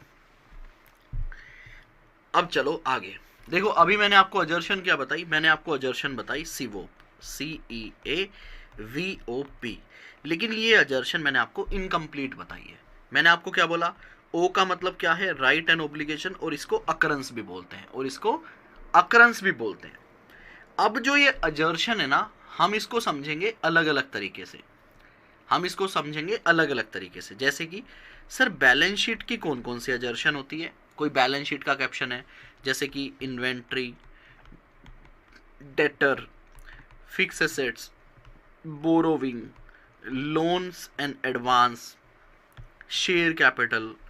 तो बैलेंस शीट के जो कैप्शन होते हैं, जो बैलेंस शीट की आइटम होती है, क्या होती है बेटा, बैलेंस शीट की आइटम। सर कैसे कैसे गंदे गंदे वर्ड यूज करते हो आप, आइटम। अरे मैं नहीं यूज करता भाई, किताब यूज करती है वर्ड आइटम। तुम साला गंदा सोचते हो तो मैं क्या करूं। आइटम, ठीक है, बैलेंस शीट के अंदर कौन कौन सी आइटम है, उसके लिए कौन कौन सी अजर्शन होती है, अब हम ये डिस्कस करेंगे। यहाँ पे मैं आपको एक इंटरव्यू क्वेश्चन भी बताऊंगा। उसके बाद हम बात करेंगे सर P&L के लिए, रिवेन्यू अकाउंट के लिए कौन कौन सी अजर्शन होती है, जैसे कि रिवेन्यू, ठीक है, जैसे कि अदर एक्सपेंसेस, जैसे कि पेरोल। तो इनके लिए कौन कौन सी अजर्शन होती है। सर मैंने कहा हाँ बोलो। सर बैलेंस शीट की अजर्शन में और P&L की अजर्शन में कोई डिफरेंस होता है क्या। मैंने कहा हाँ छोटा सा छोटा सा डिफरेंस होता है, सेम होता है, नाम अलग होता है, नेम चेंज, थोड़ा सा बेस चेंज, थोड़ा सा नेम चेंज। अच्छा जी, मतलब मेरे को बैलेंस शीट की अजर्शन अलग से ध्यान रखनी पड़ेगी, P&L की मेरे को अलग से ध्यान रखनी पड़ेगी। हाँ, और जो हमने आखिरी अजर्शन देखी थी ना, P, presentation, presentation and disclosure, तो वो कहता है बैलेंस शीट की अजर्शन अलग देखो, P&L की अलग देखो, और प्रेजेंटेशन जो होगा ये बताओ वो सिर्फ बैलेंस शीट का होगा या P&L का होगा। डिस्क्लोजर समझ लो आप, डिस्क्लोजर जो डालते हो ना, नोट्स बनाते हो, वो सिर्फ बैलेंस शीट का होगा या P&L का भी होगा। सर दोनों का होगा। तो जब दोनों के नाम अलग है तो प्रेजेंटेशन के अंदर वो बैलेंस शीट प्लस P&L की अजर्शन दोनों को मिक्स करके लिखेगा, कहेगा प्रेजेंटेशन आपके सारे कंप्लीट होने चाहिए, एग्जिस्ट होना चाहिए, ये सारी बातें।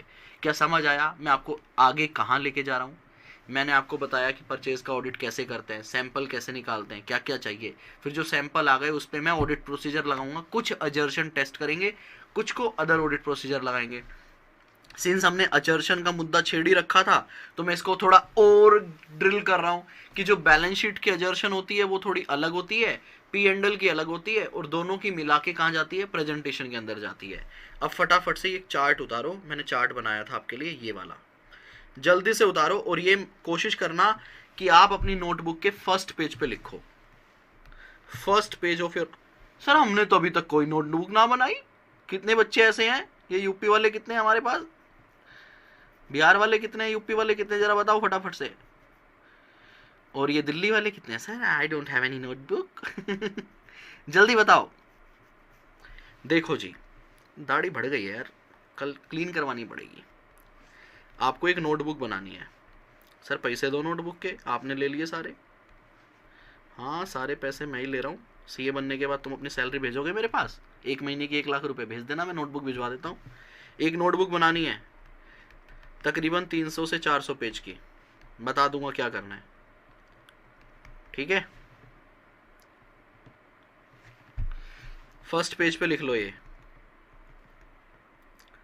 इसका नाम क्या रखोगे, अजर्शंस। अजर्शंस, ठीक है जी। आरसी सांधिया, बिहार वाले, मुंबई वाले भी हैं, क्या बात है। गोरखपुर आ रहा हूं मैं जल्दी।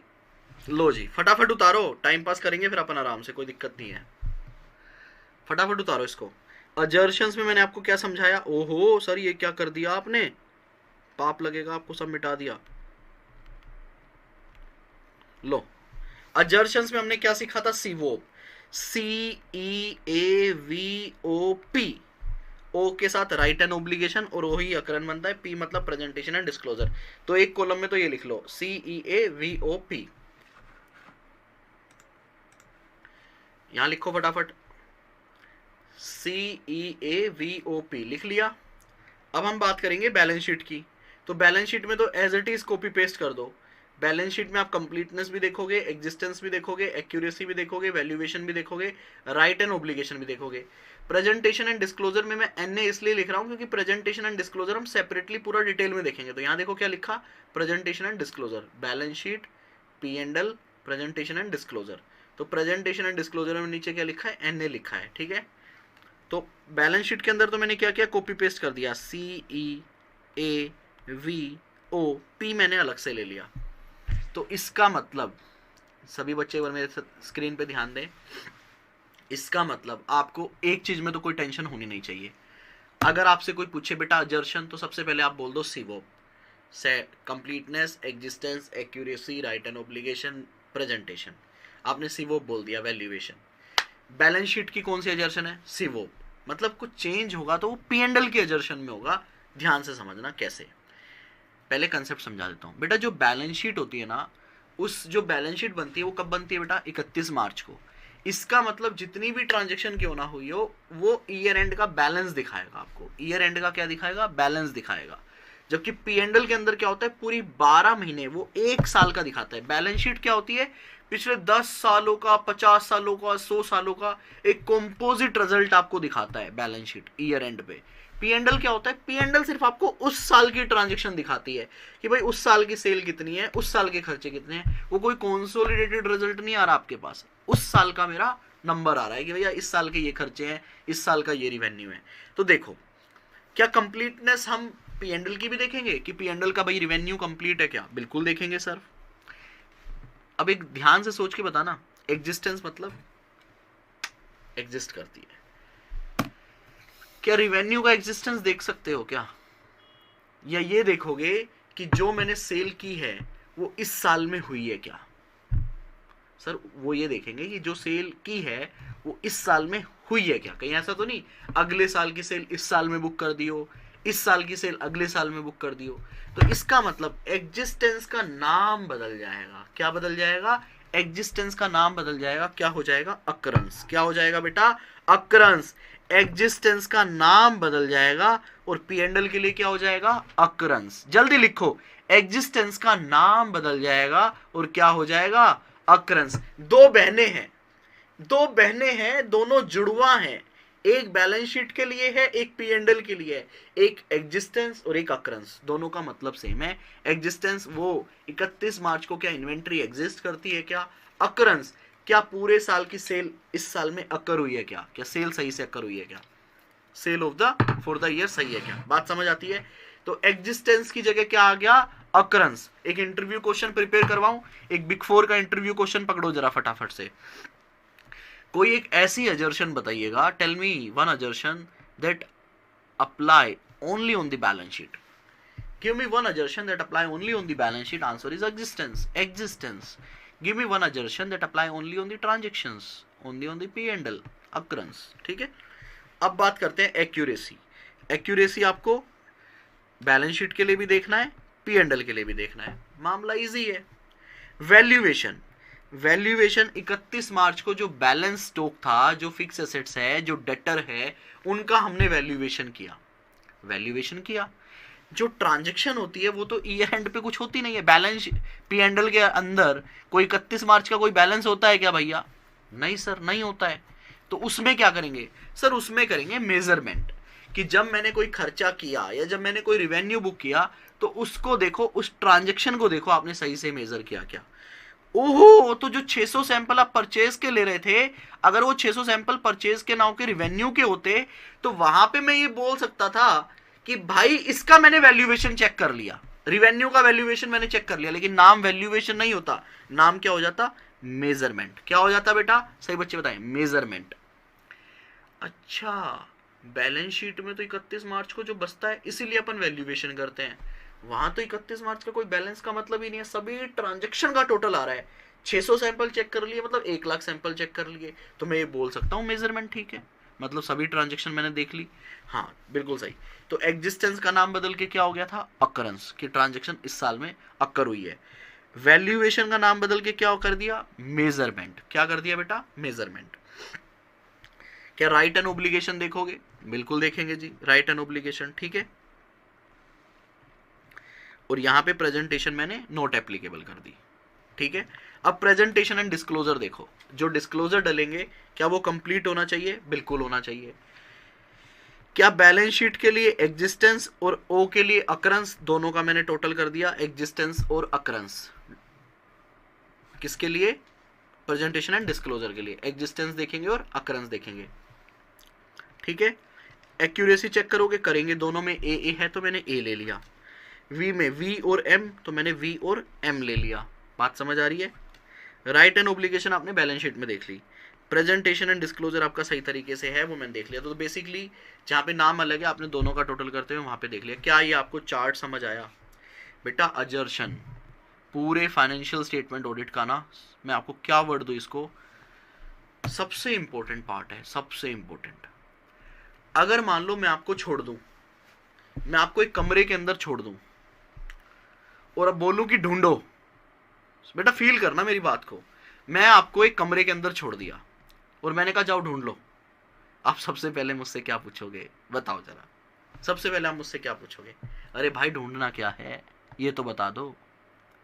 तो अगर किसी बच्चे को अजर्शन का नॉलेज नहीं है ना, तो वो एक ऐसा बच्चा है जिसको मैंने कहा जा बेटा स्टैट ऑडिट कर ले, वो कहेगा करना क्या है, अरे भैया जो मैनेजमेंट ने चीजें बोली है ना, एजर्ट की है, उनको चेक कर ले, मतलब हर एरिया की अजर्शन चेक कर ले, अजर्शन के लिए ऑडिट प्रोसीजर लगा, सफिशिएंट एप्रोप्रिएट ऑडिट एविडेंस लेकर आ, और वो तेरे को समझ आ जाए कि हाँ भाई सही है, तो फिर अपना उस एरिया पे ओपिनियन देता हुआ आगे बढ़।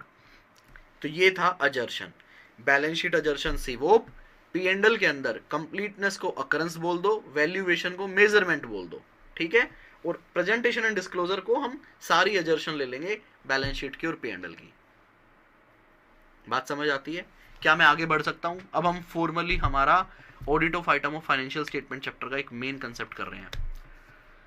बताओ ज्यादा तो नहीं हुआ ना अभी तक, मैंने कोई बहुत ज्यादा तो पढ़ाया नहीं, बेस ही डेवलप कर रहा हूं अभी तो मैं। चले बेटा आगे, चैप्टर 1 भी मैंने स्टार्ट नहीं करवाया आपका अभी तक, 2 क्लास होने वाली हैं। चलें क्या बाबू आगे, बताओ आगे बढ़े, जल्दी से बता दो आगे बढ़े क्या,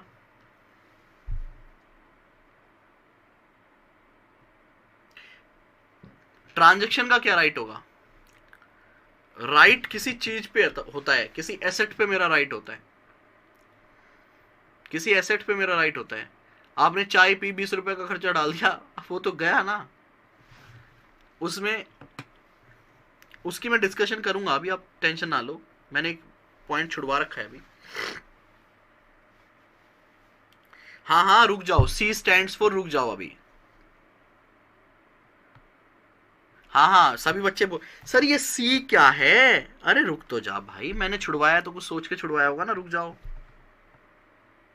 ठीक है चलो जी आगे बढ़ते हैं अपन। ठीक है, अब सभी बच्चे किताब का audit of item of financial statement chapter open करें। नहीं है कोई बात नहीं, जिस भी टीचर की किताब है उसकी किताब ओपन करें, audit of item of financial statement. सबसे पहला कंसेप्ट देखिएगा अजर्शन का होगा। अजर्शंस बोलो, क्या लिख रहे हो सर प्लीज? हाँ हाँ आ रहा है, बोलो। जय श्री राम। चलो जी चलो जी देखो, अजर्शंस पढ़ रहा हूं मैं आपके लिए, ध्यान से पढ़ना। अजर्शंस, मीनिंग ऑफ अजर्शन, और ये भी बताऊंगा क्या रीड करना है, क्या याद करना है एग्जाम के लिए। अब आपको कंसेप्ट मक्खन की तरह जाएगा, देखना। ऐसे 315 अजर्शन की बात करता है। ऐसे 315 का नाम क्या है? Identify NSS. ऐसे 315 बोलता है आइडेंटिफाई करो, एसएस करो। अभी दिल पे मत लेना, दोबारा पढ़ाऊंगा ये बहुत डिटेल में। Identify NSS the risk of material misstatement, that is रोमम। ऐसे 315 बोलता है कि आपको रोमम निकालना है through understanding the entity and its environment, ये इसका नाम है।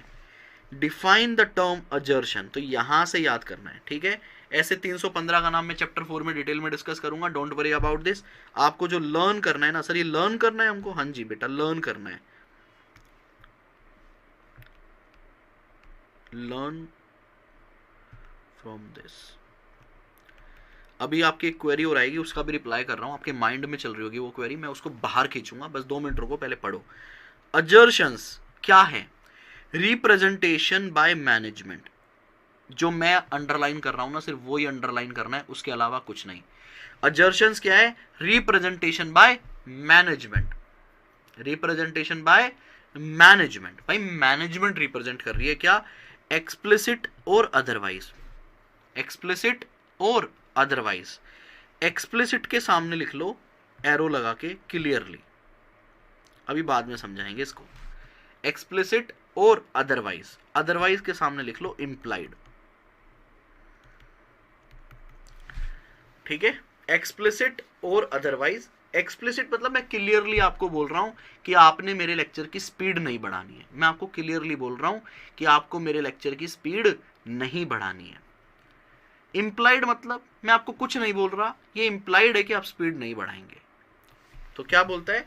अजर्शंस मतलब रिप्रेजेंटेशन बाय मैनेजमेंट, एक्सप्लिसिट और अदरवाइज। ये वर्ड अभी आप थोड़ा छोड़ के चलो, मैं समझाऊंगा। Representation by management that are embodied in the financial statement. Embodied मतलब समझ लो included, included in the financial statement, मतलब representation by management, those are included in the financial statement। क्या? as used by the auditor, और उनको ही auditor use करता है, सीवोप को ही तो हम लोग चेक करते हैं, जो कि मैनेजमेंट का रिप्रेजेंटेशन होता है।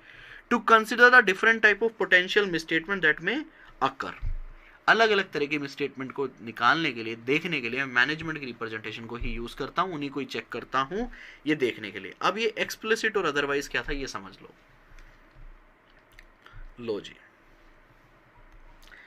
एक बैलेंस शीट है, ठीक है जी, एक बैलेंस शीट है। बैलेंस शीट में आ रहा है फिक्स्ड एसेट ₹10 लाख। इससे आपको क्या समझ आ रहा है मुझे ये बता दीजिए। बैलेंस शीट के अंदर 10 लाख रुपए आ रहा है लिखा हुआ, इससे आपको क्या समझ आता है, बस मुझे ये बता दीजिए। सर बैलेंस शीट के अंदर फिक्स एसेट्स आ रहा है, तो ये तो समझ आ गया कि fix assets balance sheet item है, और बैलेंस शीट आइटम की अजर्शन कौन सी होती है?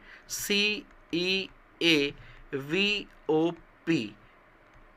ठीक है, तो इससे मुझे क्या समझ आ रहा है? फिक्स एसेट 10 लाख रुपए है, मुझे ये समझ आ रहा है कि कंपनी के पास 10 लाख रुपए टोटल कंप्लीट 10 लाख रुपए की फिक्स एसेट है, ये मुझे समझ आ रहा है। कंपनी के पास 10 लाख रुपए की फिक्स एसेट एग्जिस्ट करनी चाहिए। मैं फिजिकल वेरीफाई कर लूंगा कि 10 लाख रुपए की फिक्स एसेट आपके पास, मैनेजमेंट ऐसा बोल रही है, मैनेजमेंट ऐसा अजर्ट कर रही है कि हमारे पास 10 लाख रुपए की फिक्स एसेट एग्जिस्ट करती है, और ये बिल्कुल एक्यूरेट है। इसका जो डेप्रिसिएशन है, मान लो यहां मैं डेप्रिसिएशन ऐड कर देता हूं, इसका डेप्रिसिएशन मान लो 1 साल का था 1 लाख रुपए, घटाकर वैल्यू आ गई 9 लाख रुपए।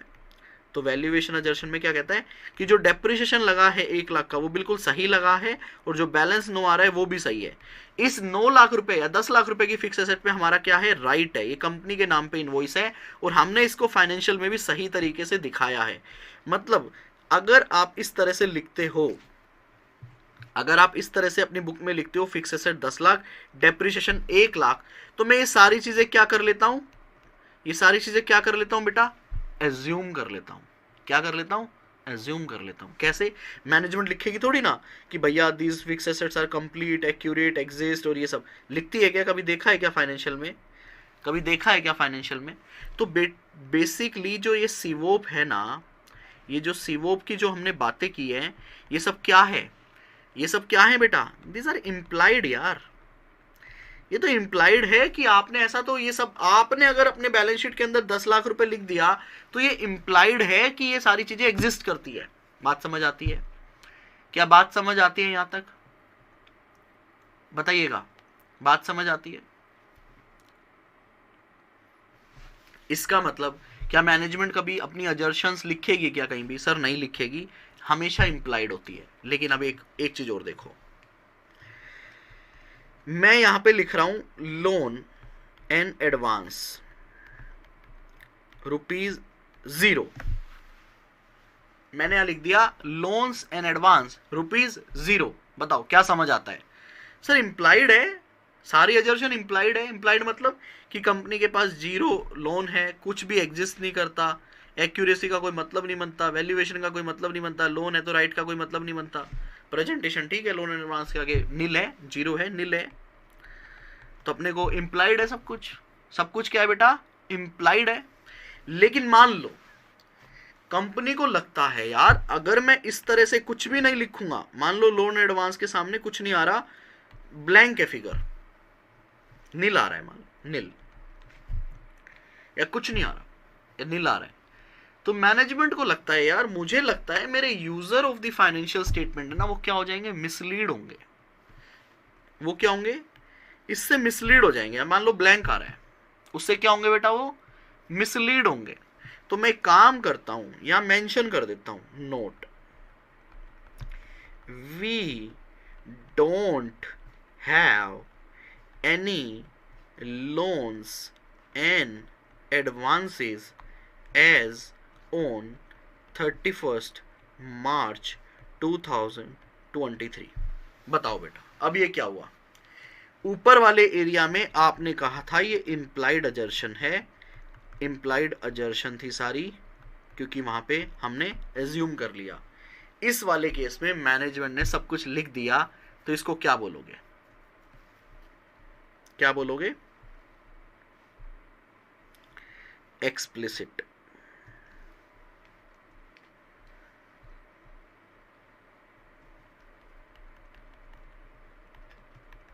या फिर क्लियरली मेंशन कर दिया कि भैया हमारे यहां पे ऐसा नहीं है, सो दैट कोई भी मिसलीड ना हो। वो आपको बता रही है, उसको क्लियरली बताने की जरूरत थी क्या? नहीं भाई, यहां पे जब कुछ है ही नहीं तो इंप्लाइड है आपके पास कुछ भी नहीं है।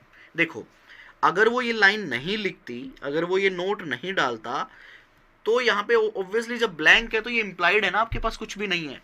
लेकिन मैं चाहता हूं मेरे user of the financial statement mislead नहीं होने चाहिए।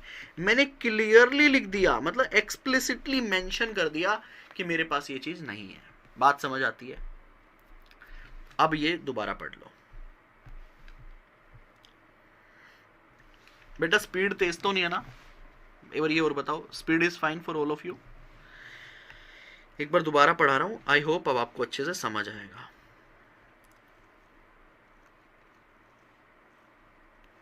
पढ़ेंगे सभी स्टूडेंट मेरे साथ। ऐसे 315 का नाम अभी आप छोड़ दो। डिफाइन द टर्म अजर्शन, यहां से आपको याद करना है। रिप्रेजेंटेशन बाय मैनेजमेंट, जो मैं अंडरलाइन करूंगा वही आपको करना है। एक्सप्लिसिट और otherwise that are embodied in the financial statement as used by the auditor to consider the different type of potential misstatement that may occur. यहां तक याद करना है, लर्न करना है यहां तक। सर बुक लैंग्वेज और माय ओन लैंग्वेज, कितने बच्चों का क्वेश्चन है सर मैं अपनी खुद की भाषा में लिख सकता हूं क्या? भाई लिखो, लेकिन ये कीवर्ड कवर होने चाहिए। आपको जो मर्जी भाषा में लिखनी है ना लिखो, मैथिली में लिखना है, तेलुगु में लिखना है, मलयालम में लिखना है, हिंदी में लिखना है, उर्दू में लिखना है, पंजाबी में लिखना है, जिसमें लिखना है लिखो, कीवर्ड कवर होने चाहिए। Assertions are representation by management explicit और otherwise that are embodied in the financial statement as used by the auditor to consider the different type of potential misstatement that may occur. अब word को आगे पीछे घुमाना है, अब वो आप देखो। दीज आर द टेक्निकल और कीवर्ड्स जिनको मैंने अंडरलाइन किया है, ठीक है जी। आगे चलिएगा। When making assertion about the financial statement of certain entities, especially for example where the government is a major stakeholder, किसकी बात कर रहे हैं? जब आप किसी गवर्नमेंट कंपनी का ऑडिट कर रहे हो तो आप एक बात बताओ, गवर्नमेंट कंपनी का अगर हम ऑडिट करते हैं तो क्या कोई एक एडिशनल अजर्शन हम चेक करेंगे? हाँ जी। क्या कि सारा काम गवर्नमेंट के रूल्स एंड रेगुलेशन के हिसाब से होना चाहिए। तो बस ये वही बता रहा है कि आपको एक एडिशनल चीज़ देखनी पड़ती है कि सब कुछ प्रॉपर अथॉरिटी के हिसाब से हुआ है या नहीं हुआ है, ये इग्नोर कर सकते हो आप। When making assertion about the financial statement of certain entities, especially for the government, where the government is a major stakeholder, in addition to assertion, management may often assert that transaction and event have been carried out in accordance with legislation or proper authority. Such assertion may fall within the scope of the financial statement audit, और auditor को भी हो सकता है बाकी सारी assertion के अलावा लेजिस्लेशन और प्रॉपर अथॉरिटी भी चेक करनी हो कि खर्चा सही से जिस बंदे को अप्रूव करना चाहिए था उसने किया या नहीं किया। तो लाइन आपको जो याद करनी है सिर्फ 2 लाइन याद करनी है, दीज 2 लाइन्स। तो मैं आपको ये भी बताऊंगा क्या याद करना है, क्या रीड करना है, क्योंकि बहुत बच्चे कहते हैं सर क्या याद करें सर, इतना सारा कंटेंट है सर, कैसे याद होगा सर, मैं क्या करूं सर। कुछ नहीं याद करना, तुमने 2 लाइनें याद करनी है। कहां तक याद करें वो भी तो बता दिया। साइज ऑफ आंसर जितना आता है उतना लिखो ना, size of answer Gaurav Kumar Sharma, जितना आता है उतना लिखो, कम आता है कम लिखो, पूरा आता है पूरा लिखो। अब देखो ये इनकम स्टेटमेंट अजर्शन ना यहाँ से कट कर लेना सारी, ये जो चार्ट मैंने दिया है ना वहां से पढ़ लेना। चलो बैलेंस शीट की देख लेते हैं सबसे पहले, कौन सी थी? CEAVOP।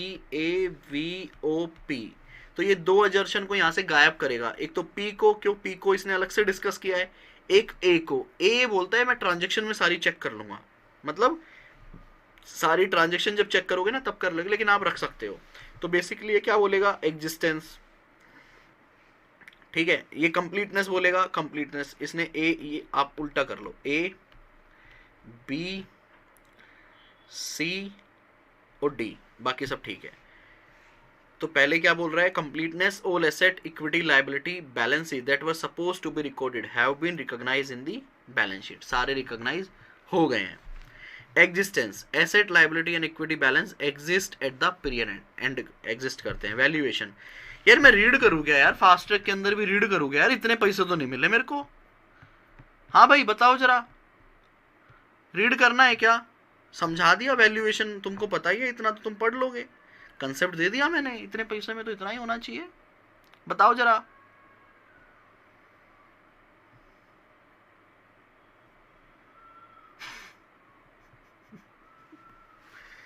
एक बार मैं रीड कर देता हूं। Valuation, asset liability and equity balance have been appropriately valued. Right and obligation, equity has right, entity has right to the ownership or use of the recognized asset and the liability recognized in the balance sheet। बताओ भैया याद करें क्या? Presentation and disclosure के अंदर सारी आ जाएगी, chart से रेफर करते हुए लिख लेना। यहां पे हमारा अजर्शन खत्म हो जाता है। टेक्निकली मुझे रीड नहीं करना चाहिए, हाँ कुछ काम हम लोगों पे छोड़ दीजिए। यहां पे 2 एग्जाम्पल आएंगे, example number 1 and example number 2, ठीक है जी। कहां से लाए सर इतना पैसा? निसार खान बोलो सर बहुत पैसा लाने वाले हम फटाफट सीए बन के। लो जी, लेट अस एलिब्रेट एलेबरेट इसको और डिटेल में पढ़ते हैं हम अजर्शन को. Let us elaborate this with the help of two illustration. We must clearly understand that. ध्यान से पढ़ना. देखो जब मेरे को बोलना होता है ना आपको कि खुद पढ़ लेना, इसका मतलब वहाँ कुछ नहीं है, लेकिन जहाँ पे भी कुछ टेक्निकल आएगा, कुछ आपके लिए इंपॉर्टेंट होगा ना बेटा, मैं रुक कर आपको पढ़वाऊंगा. ठीक है, तो ये अब ध्यान से सुनना जो मैं बोलने वाला हूँ. We must clearly understand that each item contain in the financial statement. Item आ गया देखो, each item. Balance sheet P and L के लिए जितनी भी आइटम होती है ना, contain in the financial statement, assert something to the reader of the accounts. वो सभी को कुछ असर्ट करती है of the reader of the accounts to indicate all the assertion यार. ओनरशिप, एग्जिस्टेंस, क्वांटिटेटिव, वो सारी अजर्शंस. ठीक है, तो दो वर्ड लिख लेना. टू इंडिकेट के बाद दी अजर्शंस. यहाँ पे डायरेक्ट अजर्शंस लिख सकते हो, सभी अजर्शंस को इंडिकेट करती है. ठीक है, या रेलेवेंट अजर्शन. ठीक है जी.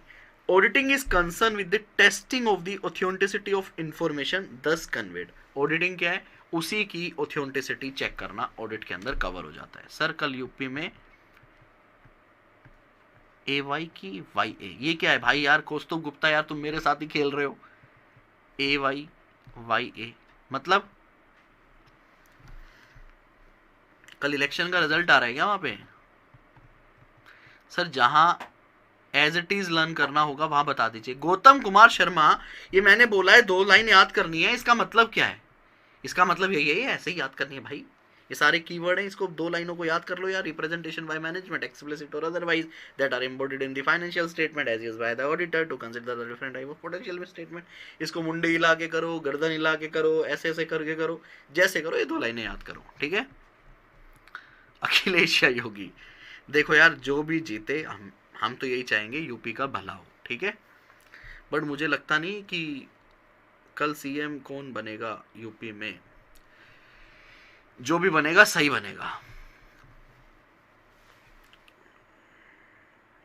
लो जी, एग्जाम्पल नंबर 1. मैं मतलब गाली दे दूंगा तो तुम्हें बुरा तो नहीं लगेगा? मतलब यहां मैं ऑडिट पढ़ा रहा हूं, तुम्हारा एग्जाम आने वाला है, और तुम मुझे यूपी ले गए योगी मोदी में. योगी और वो क्या अखिलेश.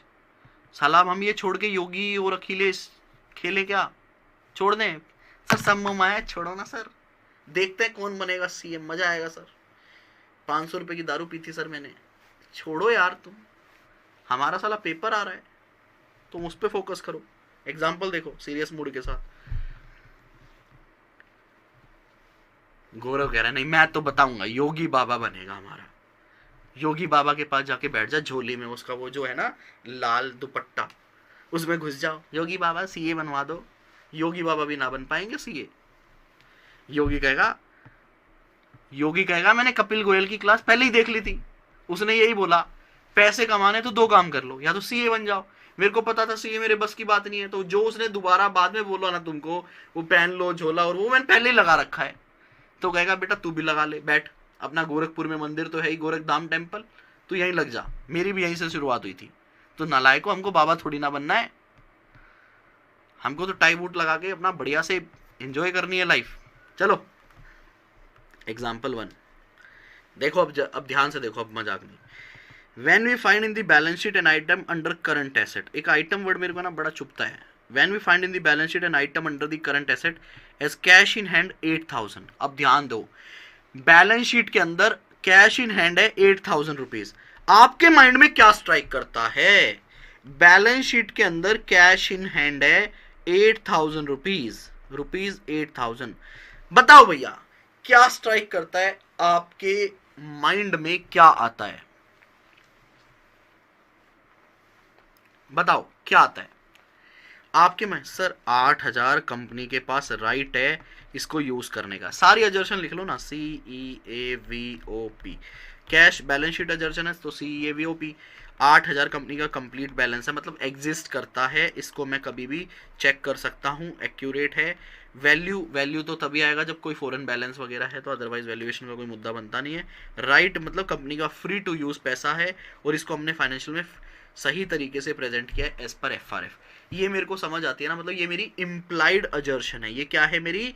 सभी बच्चे बताएंगे ये क्या है. अगर ये एक लाइन आपके फाइनेंशियल में लिखी गई है तो ये क्या है? मेरी इम्प्लाइड अजर्शन है. तो ये क्या बोलता है देखिए, आपके माइंड में क्या क्या आना चाहिए. The firm had 8,000 in hand in valid note and coins on the balance sheet date, कि भैया 31 मार्च को डिमोनेटाइजेशन से पहले का पैसा नहीं, हमारे पास वैलिड नोट्स एंड कॉइन्स है कंपनी के पास। पहली चीज, cash was free and available for expenditure, मतलब राइट है मेरा उसके पास उस पैसे को यूज करने का। तीसरा, books of account show cash balance of identical amount at the end of the day which the balance sheet is drone up, मतलब प्रेजेंटेशन। तो प्रेजेंटेशन राइट, ये समझ लो वैलिड नोट्स एंड कॉइन्स की बात कर रहा है कि भैया कंप्लीट है, पैसा सही है। तो इस एक लाइन से मेरे दिमाग में ये बातें आती है। बात समझ आई? इम्प्लाइड अजर्शन है। आपको पेपर में बताना भी है कौन कौन सी है नालायक को। अगर पेपर में सिर्फ ये आ गया कैश इन हैंड 8,000 और आपके माइंड में क्या स्ट्राइक होता है, तो आपको लिखनी है सारी अजर्शन और आपको बताना है मेरे माइंड में ये स्ट्राइक होता है। उस टाइम ये मत लिखना मेरे माइंड में वो योगी स्ट्राइक हुआ था, या वो क्या नाम था भी आपने क्या लिया, अखिलेश स्ट्राइक हुआ था, या ये भी मत करना कि कपिल सर ने कुछ और स्ट्राइक करवा दिया था। आपके माइंड में अजर्शन स्ट्राइक आनी चाहिए उस टाइम। एग्जाम्पल नंबर 2 देखो, प्लांट एंड मशीनरी 2 लाख रुपए की है, डेप्रिसिएशन प्रीवियस ईयर का 70,000 रुपए है, करंट ईयर का डेप्रिसिएशन 13,000 रुपए का है, टोटल डेप्रिसिएशन 83 और जो बैलेंस है 117। इनको देखकर आपके माइंड में क्या स्ट्राइक होता है? तो वही बैलेंस शीट है, तो CEAVOP, कंपनी के पास कंपनी के पास 2 लाख का हिस्टोरिकल कॉस्ट का एसेट है, जिसमें से 83 का वैल्यूएशन डेप्रिसिएशन हटा दो, कंपनी के पास 117 का एसेट एग्जिस्ट करता है। एग्जिस्ट में फिजिकल वेरिफिकेशन करूंगा और बोल दूंगा कि इतना एसेट एक्चुअली में एग्जिस्ट करता है। एक्यूरेसी ठीक है। वैल्यूएशन मतलब जो कंपनी ने डेप्रिसिएशन लगाया है वो AS10 PPNE को फॉलो करते हुए लगाया है और इसमें कोई दिक्कत वाली बात नहीं है। और वैल्यूएशन में 2 चीज़ें वो डाल सकते हो कि 70,000 का डेप्रिसिएशन लास्ट ईयर का है, 13,000 का करंट ईयर का है। Presentation as per FRF company ने इस फिक्स एसेट्स को बुक्स के अंदर शो किया है। तो ये अजर्शन मेरे माइंड में आती है। ये आंसर देखो कौन कौन सी अजर्शन आपके माइंड में आती है। राइट एंड ऑब्लिगेशन कहाँ रह गया? कंपनी का इस पे लीगल राइट है, कंपनी के नाम पे है ये एसेट। देखो जी, the firm own the plant and machinery, तो इसका मतलब राइट अजर्शन। ये ऊपर नीचे देता है, आप अपने आंसर को अजर्शन सिवोप के हिसाब से लिखिएगा। Historical cost of the plant and machinery 2 lakh और ये फिजिकली एग्जिस्ट करती है, ये फिजिकली एग्जिस्ट करती है मतलब existence. The asset is being utilised for the business, company purpose के लिए यूज हो रहा है। Total depreciation is 83,000 out of which 13,000 relate to the year in respect of is the accounts are drawn up, मतलब current year के लिए 13,000 है। Amount of depreciation have been calculated on recognised basis and the calculation is correct, मतलब accuracy assertion. आप इस तरह से ना लिखकर अजर्शन वाइज भी अपना एक एक लाइन लिख सकते हो। क्या ये एग्जाम्पल आपको समझ आया? क्या एग्जाम्पल नंबर 2 आपको समझ आया? मेरा सिस्टम को क्या हुआ? फटाफट से बताइए क्या आपको एग्जाम्पल नंबर 2 समझ आया?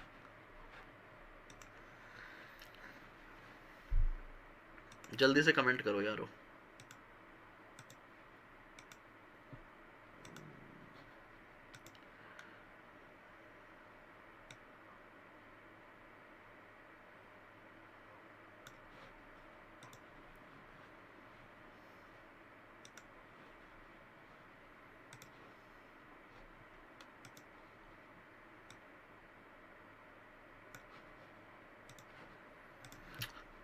जल्दी बताओ क्या आपको? Yes sir. तो ये दूसरा एग्जांपल था ये हमारा। Now will move to the next example.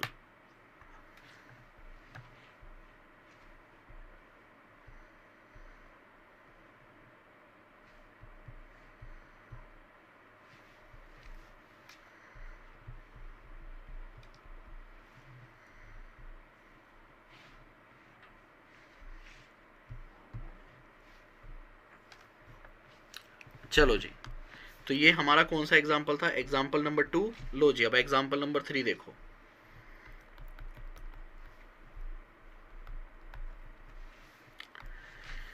Yes sir. Sir health कैसी है अब आपकी? काफी सही है यार। देखो, an example of the former category. अरे भैया इस तरह से सीधा आ जाओ। लायबिलिटी साइड में लिखा हुआ है सिक्योर्ड लोन 4 लाख रुपीज। लो जी मैं लिख देता हूं, सिक्योर्ड लोन 4 लाख। बताओ भैया क्या समझ आ रहा है? सिक्योर्ड लोन 4 लाख क्या समझ आ रहा है? मुझे ये बताओ, क्या ये चलो पहले आप ही बताओ। अच्छा स्क्रीन नहीं आ रही। सिक्योर्ड लोन 4 लाख रुपीज, बताओ। एक तीसरा एग्जाम्पल है, example number 3, example number 3, secured loan 4 lakh rupees, बताओ क्या समझ आता है आपको।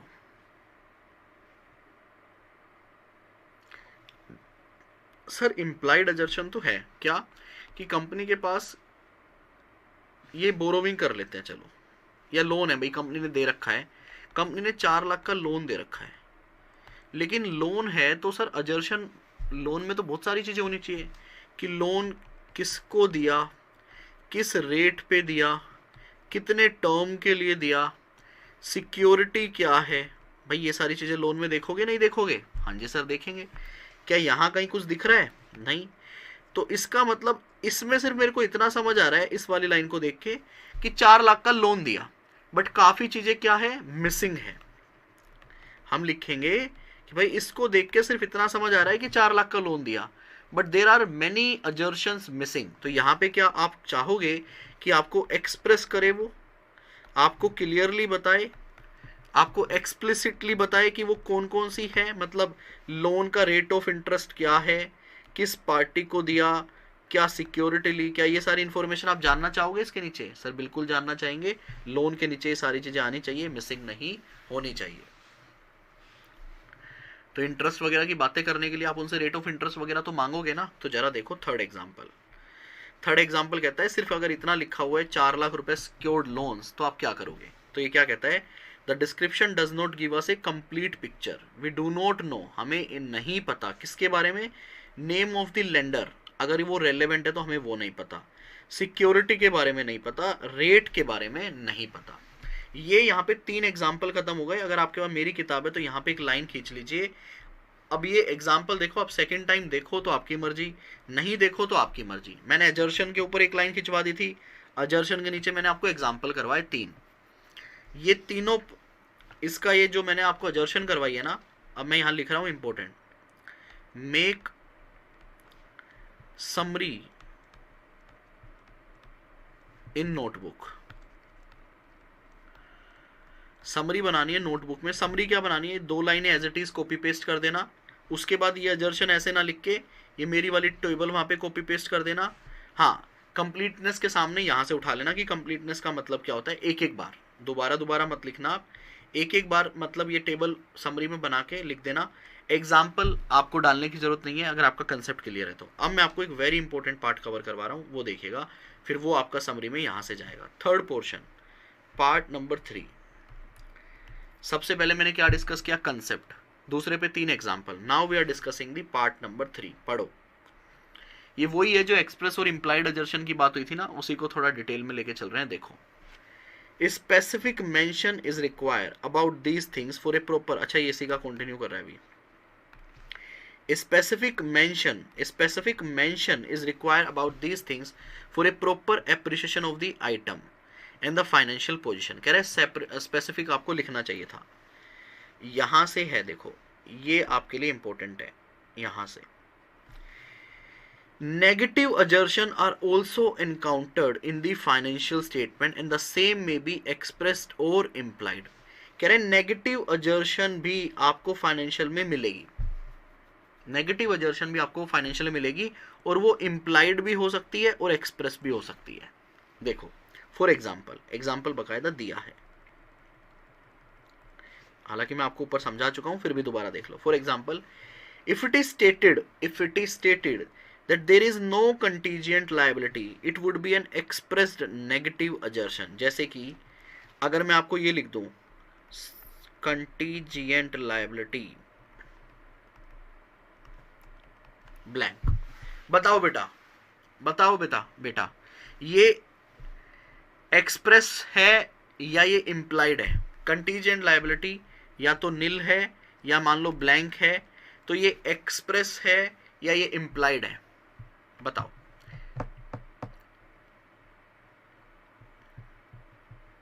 सर ये तो इम्प्लाइड है कि कुछ भी नहीं है। लेकिन अगर मैं लिख दूं कि there is no contingent liability, तो ये क्या है सर? ये एक्सप्रेस है। कुछ नहीं है इसलिए वर्ड क्या यूज किया है, नेगेटिव। तो नेगेटिव एक्सप्रेस नेगेटिव अजर्शन, कोई चीज नहीं है मेरे पास, उसको मैं एक्सप्रेस करके बता रहा हूं, that is my express negative assertion. अगर मैं नहीं बताता हूं तो ये मेरी implied assertion, negative implied assertion, ठीक है। On the other hand if in the balance sheet there is no item as building, अब ये एग्जांपल दूसरा ले रहा है, बिल्डिंग ले रहा है और बिल्डिंग कह रहा है there is no item as building, building मेरी बैलेंस शीट में आ ही नहीं रही, बिल्डिंग बैलेंस शीट में आ ही नहीं रही, तो क्या है, इंप्लाइड है, हम समझेंगे बिल्डिंग है ही नहीं।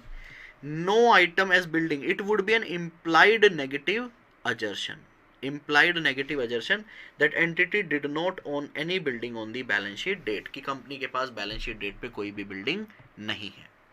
समझ आया, नेगेटिव इंप्लाइड अजर्शन और नेगेटिव एक्सप्रेस्ड अजर्शन, समझ आया। एक होती है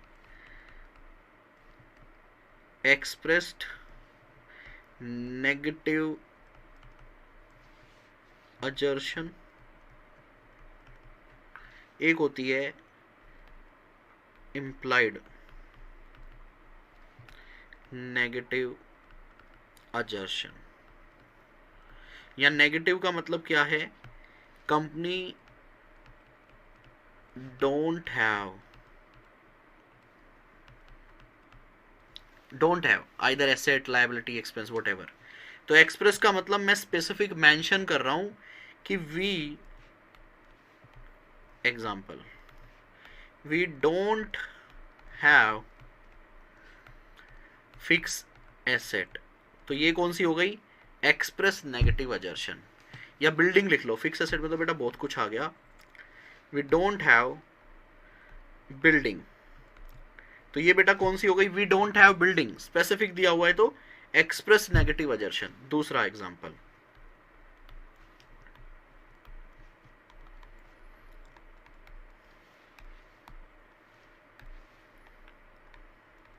बिल्डिंग नॉट गिवन या फिर मेंशन्ड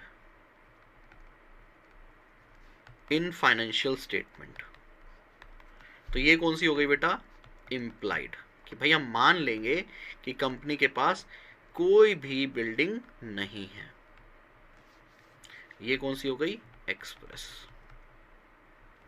आई होप अब आपको समझ आ गया हो, एक बार समझ आ गया हो तो मेरे को कमेंट में जरूर बता देना, ठीक है जी। तो ये नेगेटिव अजर्शन मतलब कंपनी के पास ये चीज नहीं है, या तो वो इंप्लाइड होगा या आप क्लियरली मेंशन कर देंगे, तो ये चीज आपको अपनी समरी में लेके जाना है। Move to summary.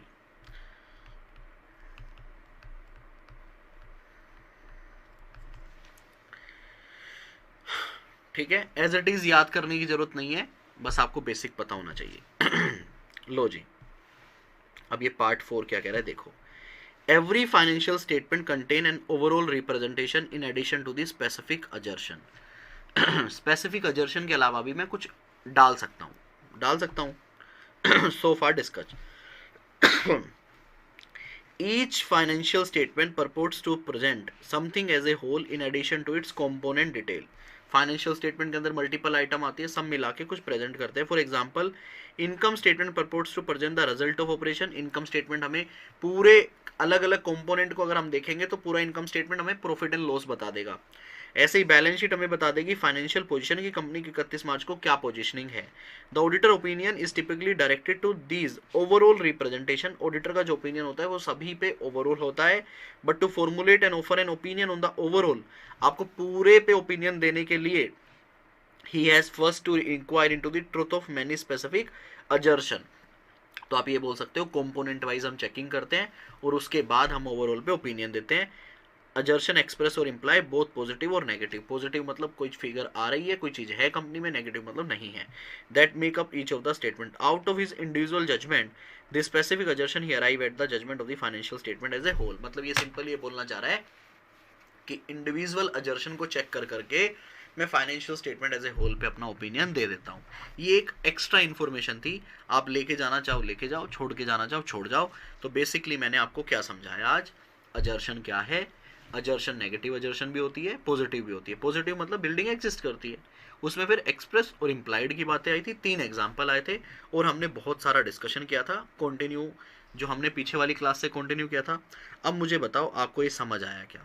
देन आज की क्लास हम यहीं पे समाप्त करेंगे, क्योंकि उसके बाद मेरे को बहुत सारा कंटेंट, अब हमारी मेन क्लासेस स्टार्ट हो जाएगी। अब आपका बेस क्लियर है। अब देखो 2 पोर्शन, अब आप मेरे को स्टूडेंट है ना कमेंट करके एक बात बताएंगे, चैट में मत बताना, ये चीज कमेंट करके बताना आप क्या चाहते हो। देखो हमारे 2 मॉड्यूल हैं, module number 1 and module number 2। Module 1 बात करता है प्लानिंग की, जिसके अंदर आपके चैप्टर 1 to 8 आ जाते हैं, ठीक है जी।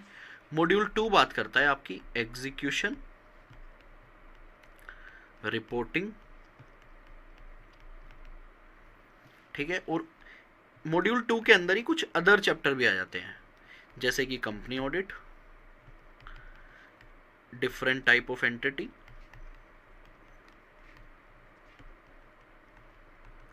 और बैंक ऑडिट। मॉड्यूल 2 को करने के लिए मॉड्यूल 1 का बेस स्ट्रोंग होना चाहिए। मॉड्यूल 2 को करने के लिए मॉड्यूल 1 का बेस स्ट्रोंग होना चाहिए। तो अब आप मुझे बताओ, क्योंकि अब अपनी ऑफिशियल क्लास स्टार्ट होगी, अब अपन मॉड्यूल 1 से स्टार्ट करें या 2 से नेक्स्ट लेक्चर में? अगर आपका बेस वीक है तो हमें मॉड्यूल 1 से स्टार्ट करना चाहिए, फिर हम चैप्टर 1 2 3 4 5 6 7 8 निपटाएंगे और उसके बाद हम मॉड्यूल 2 पे आएंगे। तो पहला तो आप मुझे ये बताना कमेंट सेक्शन में कि सर मॉड्यूल 1 से स्टार्ट करना है या मॉड्यूल 2 से। एग्जाम के पॉइंट ऑफ व्यू से बात करूँ तो ये भी मान लो आपका 50 नंबर का आएगा, ये भी मान लो 50-50 है। अगर 120 नंबर का पेपर आता है तो समझ लो 50-50 का आएगा या 40-60 का आएगा, इतना इस तरह से आप समझ सकते हो। दूसरा मेरे को एक जो सबसे इंपॉर्टेंट चीज़ आपसे पूछनी है वो ये, सजेशन नंबर 2 आप कमेंट में बताइएगा। मेरा जो प्लान है वो है 1 क्लास 1 चैप्टर, क्योंकि आपका ये फास्ट ट्रैक है। मेरा जो प्लान है वो है 1 क्लास 1 चैप्टर। सर इसका मतलब क्या हुआ? इसका मतलब ये हुआ यार कि जैसे चैप्टर 1 में अगर मुझे 3 घंटे लगाने हैं ना, या 3.5 घंटे लगाने हैं, तो वो 3-3.5 घंटे का हमारा एक ही लेक्चर होगा। अब वो रात को मान लो 8 बजे स्टार्ट हुआ, तो फिर वो रात को 11 या 11:30 बजे पता नहीं कितने बजे खत्म होगा, बट वो उस लेक्चर के अंदर हमारा चैप्टर 1 खत्म हो जाएगा। फिर आपको अगले दिन क्या करना है, जैसे ही वो चैप्टर खत्म हुआ उसका रिवीजन करना है, उसका यूट्यूब पे क्वेश्चन बैंक है वो देखना है, और उसका यूट्यूब पे MCQ है वो देखना है। तो आपका चैप्टर 1 कंप्लीट हो गया एग्जाम के लिए, क्योंकि आप एग्जाम से जल्दी तो पढ़ रहे हो ना, एग्जाम आपके नियर बाय हैं। तो एक पैटर्न तो मेरे पास ये है कि एक लेक्चर लगाओ और उसमें लेक्चर खत्म। आप कहोगे नहीं सर इसको 2 में करवा दो, 2-2 घंटे के 2, हम उसमें भी कंफर्टेबल हैं, कोई दिक्कत नहीं है। 5-7 दिन एक्स्ट्रा लगेंगे वो हम मैनेज कर लेंगे सुबह शाम की क्लास में, ठीक है। तो 1 क्लास 1 चैप्टर। तो ऐसे क्या होगा, जैसे मान लो चैप्टर नंबर 4 है, एक मैंने चैप्टर 1 का एग्जाम्पल ले लिया 3 घंटे, ऐसे चैप्टर नंबर 4 जो है ना उसमें 2 पार्ट है। चैप्टर 4 समझ लो 2 ही चैप्टर हैं, उसमें एक चैप्टर को करवाने में लगेंगे 4 घंटे, एक को करवाने में लगेंगे 2 घंटे, तो इसकी हम 2 क्लास ले लेंगे। तो मेरे को आपसे ये पूछना है, what you want, 2 hour lecture और चैप्टर वाइज लेक्चर? बता दो जरा, ये आप कमेंट सेक्शन में बताना। यू वांटेड 2 आवर लेक्चर और चैप्टर वाइज लेक्चर, तो उस हिसाब से अपन अपना प्लान कर लेंगे।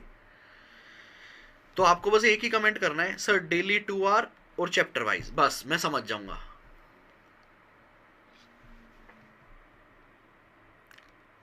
ठीक है,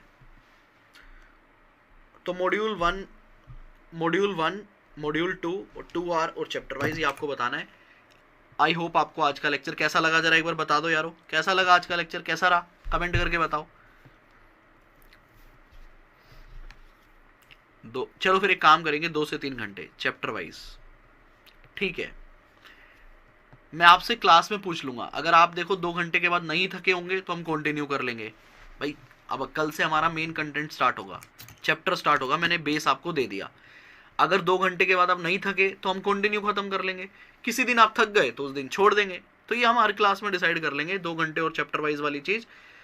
आप मॉड्यूल 1 मॉड्यूल 2, मेरे को पता है मॉड्यूल 1 ही बोलोगे। बेस्ट था सर, थैंक यू मयूर, जबरदस्त, विकास बढ़िया, superb, outstanding, thank you Ajit ji, अच्छा था लेक्चर, टू गुड, बहुत बढ़िया सर, आशीष शांडिल्य।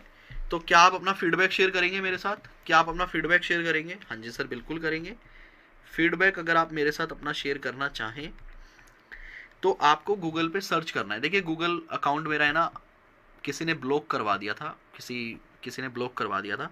तो अगर आप गूगल पे सीए कपिल गोयल लिखेंगे तो मेरा बिजनेस अकाउंट नहीं आता है, क्योंकि गूगल ने उसे ब्लॉक कर दिया था। लेकिन अगर आपको ढूंढना है फीडबैक देने के लिए तो आप सीए कपिल गोयल, इसके साथ है ना आपको कुछ ऐड करना पड़ेगा, दिल्ली एड्रेस, मतलब स्पेसिफिक आपको लिखना पड़ेगा Delhi address, Delhi address.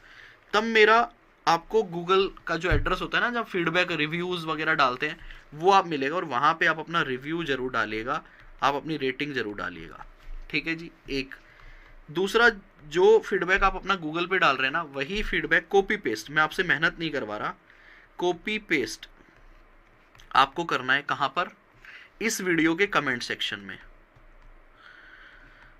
2 minute की मेहनत आप मेरे लिए कर दो, क्योंकि मेरे लिए बहुत यूजफुल होगी, बाकी बच्चों तक आपका फीडबैक जाएगा। तीसरा, वही फीडबैक आपको कॉपी पेस्ट करना है, और जो बच्चे रिकॉर्डेड देख रहे हैं, पेन ड्राइव देख रहे हैं, गूगल ड्राइव देख रहे हैं, आपसे भी रिक्वेस्ट है, प्लीज़ फीडबैक जरूर दीजिएगा।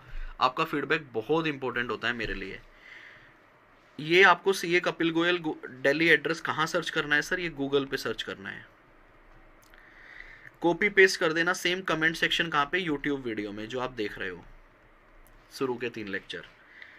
तीसरा एक कॉपी पेस्ट करना है आपको कहाँ? कोरा में, QUORA है शायद, कोरा पे जाना, गूगल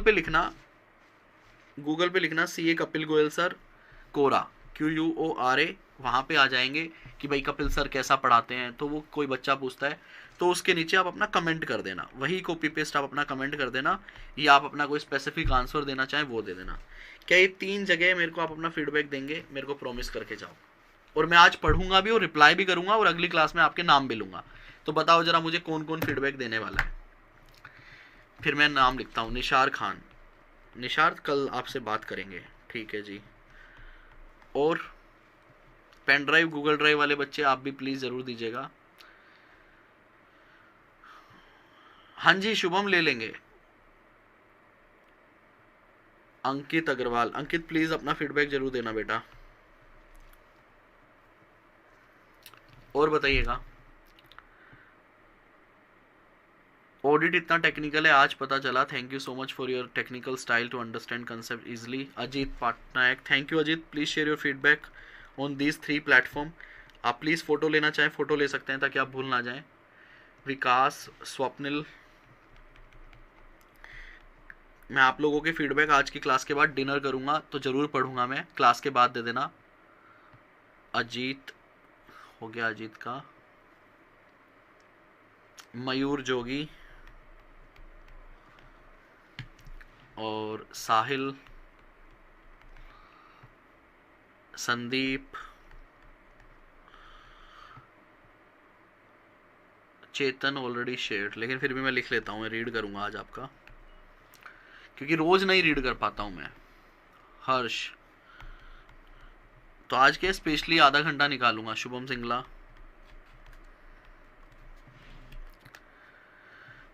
और स्क्रीनशॉट भी ले लूँगा मैं आप लोगों के साथ शेयर करने के लिए। आप लोगों को, आपको एक बात बता दूँ मैं, चलो नहीं बता रहा अभी, मैं बाद में बताऊँगा।